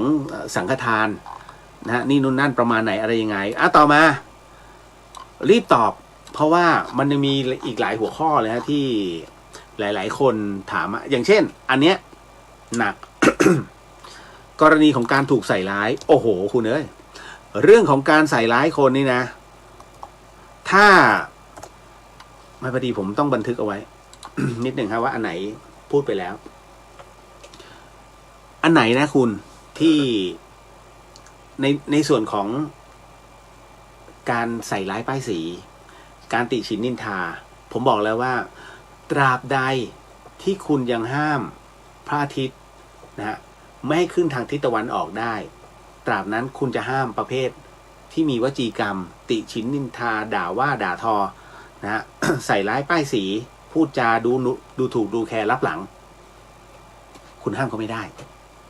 นะฮะเพราะฉะนั้นมันเป็นเรื่องราวของสัจธรรม มีผู้ส่งคำถามมาบอกว่าการถูกคนใส่ร้ายจนให้เข้าใจผิดถือเป็นกรรมที่เรากับเขามีร่วมกันใช่ไหมคะแล้วเราจะลดกรรมแบบนี้ได้อย่างไรผมเชื่อมั่นว่าหลายคนที่ฟังอยู่นะฮะทั้งผู้ฟังทั้งบ้านทางช่องสื่อออนไลน์ทั้งหมดทั้งมวลเจอเกือบทุกคนผมใช้คำว่าเจอเกือบทุกคนถ้าใครไม่เจอโมทนาสาธุท่านเป็นคนที่ดีมากแต่ผมเชื่อมั่นว่าโดนทุกคน จริงทำไมจึงเป็นเช่นนั้นเพราะมันเป็นเรื่องสนุกปากของคนที่ชอบสนุกปากนะฮะโดยเฉพาะอย่างยิ่งในส่วนของคำว่ากรรมมีร่วมกันใช่ไหมใช่ถูกคุณเป็นที่สนใจสำหรับเขาถ้าคุณไม่เป็นที่สนใจเนี่ยคนคนนั้นจะไม่จำเอาคุณเป็นนินทาถูกไหมฮะเป็นบุคคลที่มองผ่านแต่ถ้าเขาสนใจเรื่องใดเรื่องหนึ่งนะฮะโดยเฉพาะอย่างยิ่งตัวคุณนั่นคือคุณเป็นที่สนใจกับเขาและเป็นที่สังเกตสำหรับเขานะฮะในยามที่คุณเผลอไผลแล้วคุณทำอะไรไปมันอยู่ในสายตาเขาไงนะฮะเพราะฉะนั้นบุคคลประเภทนี้เป็นบุคคลที่มีวจีกรรมเป็นหลักนะฮะตัวกรรมจะทำหน้าที่นะฮะส่งผลกับชีวิตเขาโดยตรงอยู่แล้ว ผู้ที่สุ่มเสี่ยงมากที่สุด1ประเภทที่พูดจานะฮะคือเหมือนกับว่าเอาตนเป็นหลักเอาตนเป็นสำคัญโดยที่มองคนอื่นด้อยกว่าเขาเรียกพวกชอบด้อยค่าคนอื่น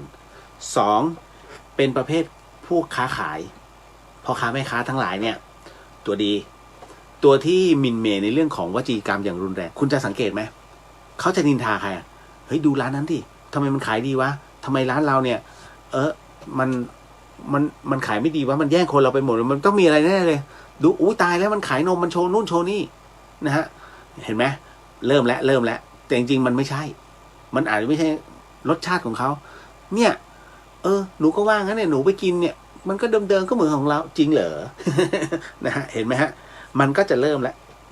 นินทาดูที่ดูลูกค้าคนนี้ดิเนี่ยต่อเอาเนี่ยต่อจนกูจะหมดตัวอยู่แล้วเห็นไหมก็จะมีนี่ฮะเพราะฉะนั้นเรื่องตรงนี้มันเป็นเรื่องที่หมิ่นเหม่มากๆในเรื่องของวจีกรรมนะฮะจะทำอย่างไรทำไม่ได้ยากครับห้ามฟ้าห้ามดินเนี่ยบางทีก็ห้ามไม่ได้นะแต่บางทีเราหลีกเลี่ยงได้ฝนจะตกกูไปทางนี้ฝนจะตกด้านนู้นไปทางนี้ไง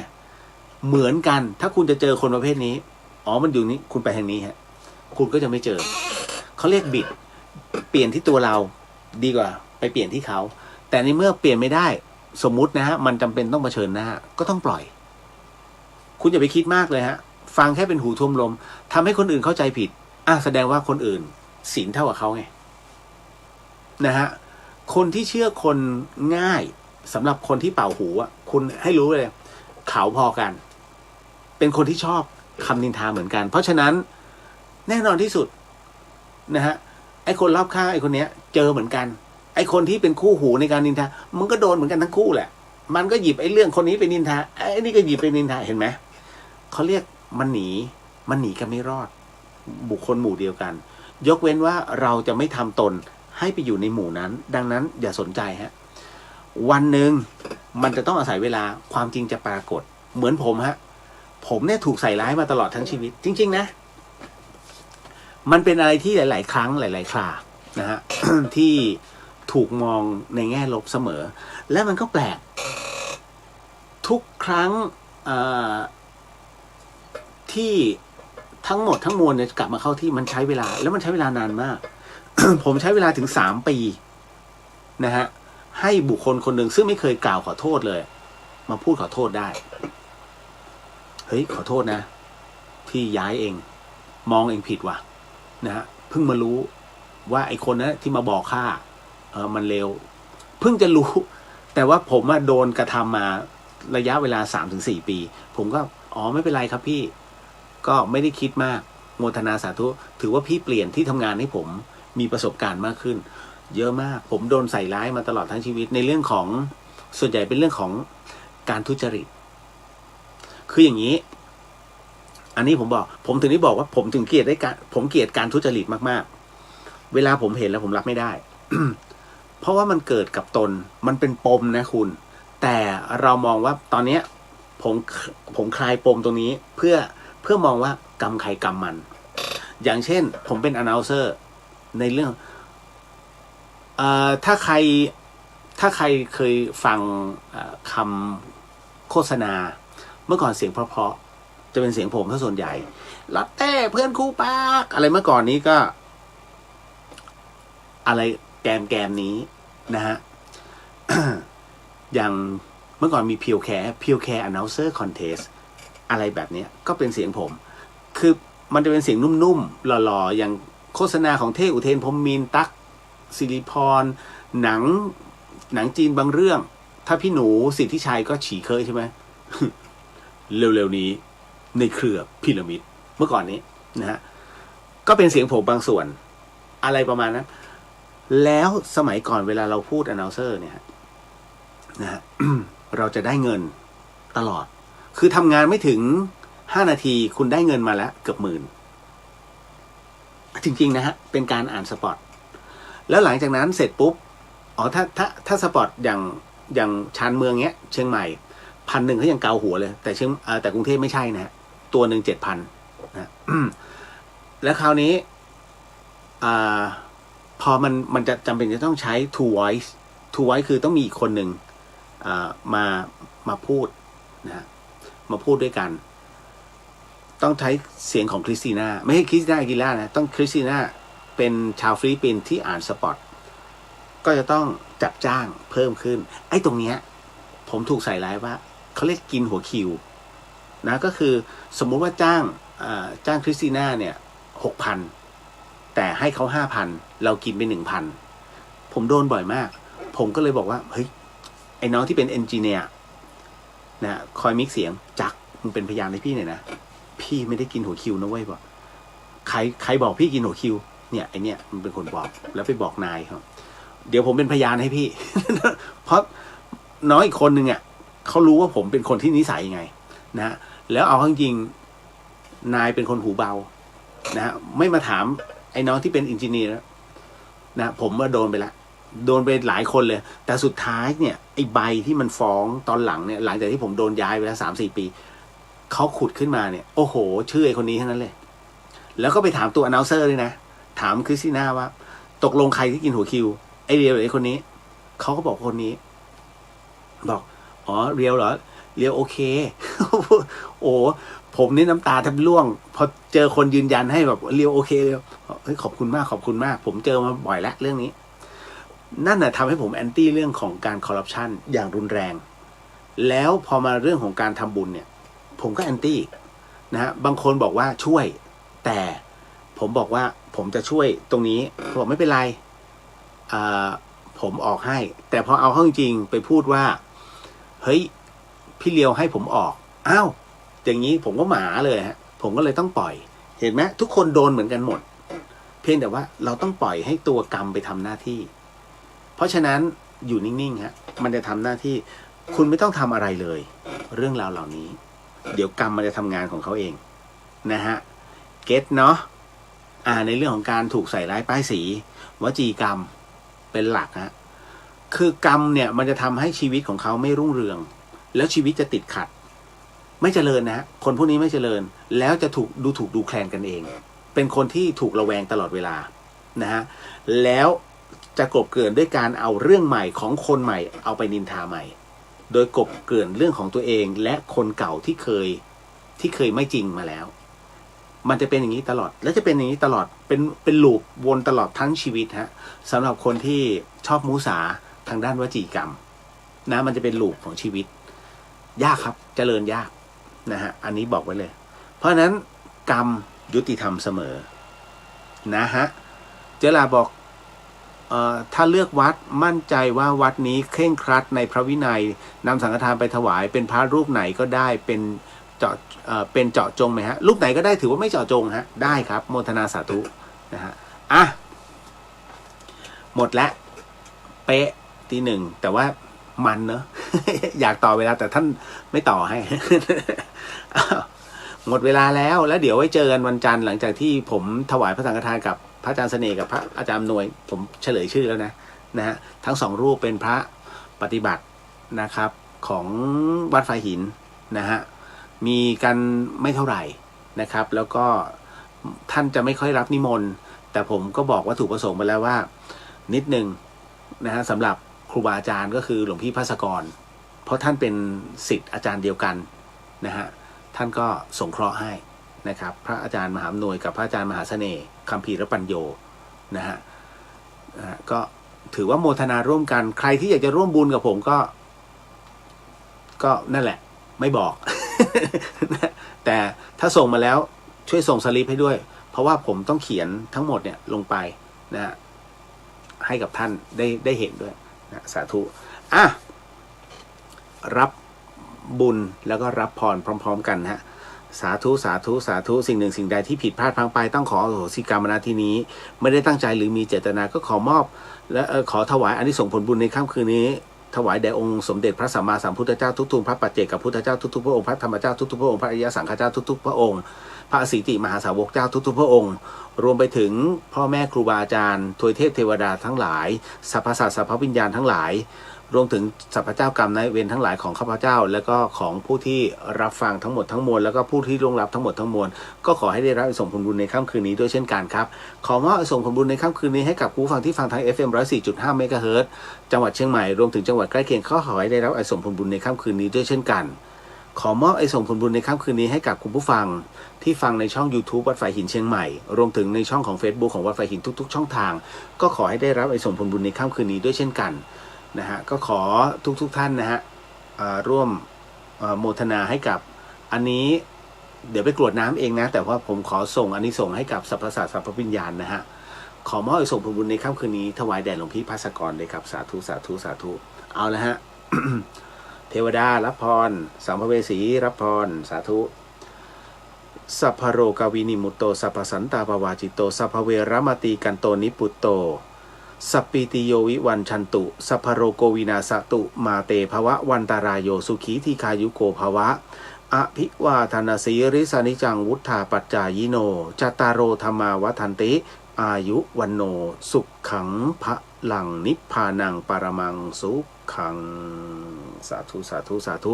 ก็ขอมอบส่งผลบุญในค่ำคืนนี้ให้กับคุณผู้ฟังที่ฟังในช่องพุทธิสิทธิ์รัตนสมบูรณ์แล้วก็เรียวหรือเฮียนนะฮะทั้ง2ช่องทางด้วยแล้วก็2อันนี้ด้วยนะฮะก็ขอมอบผลบุญในค่ำคืนนี้ด้วยเช่นกันพบกันใหม่กับเรื่องราวดีๆแบบนี้ในวันจันทร์เป็นต้นไปไม่เบี้ยวแล้วฮะเพราะว่าไม่มีอะไรน่าเบี้ยว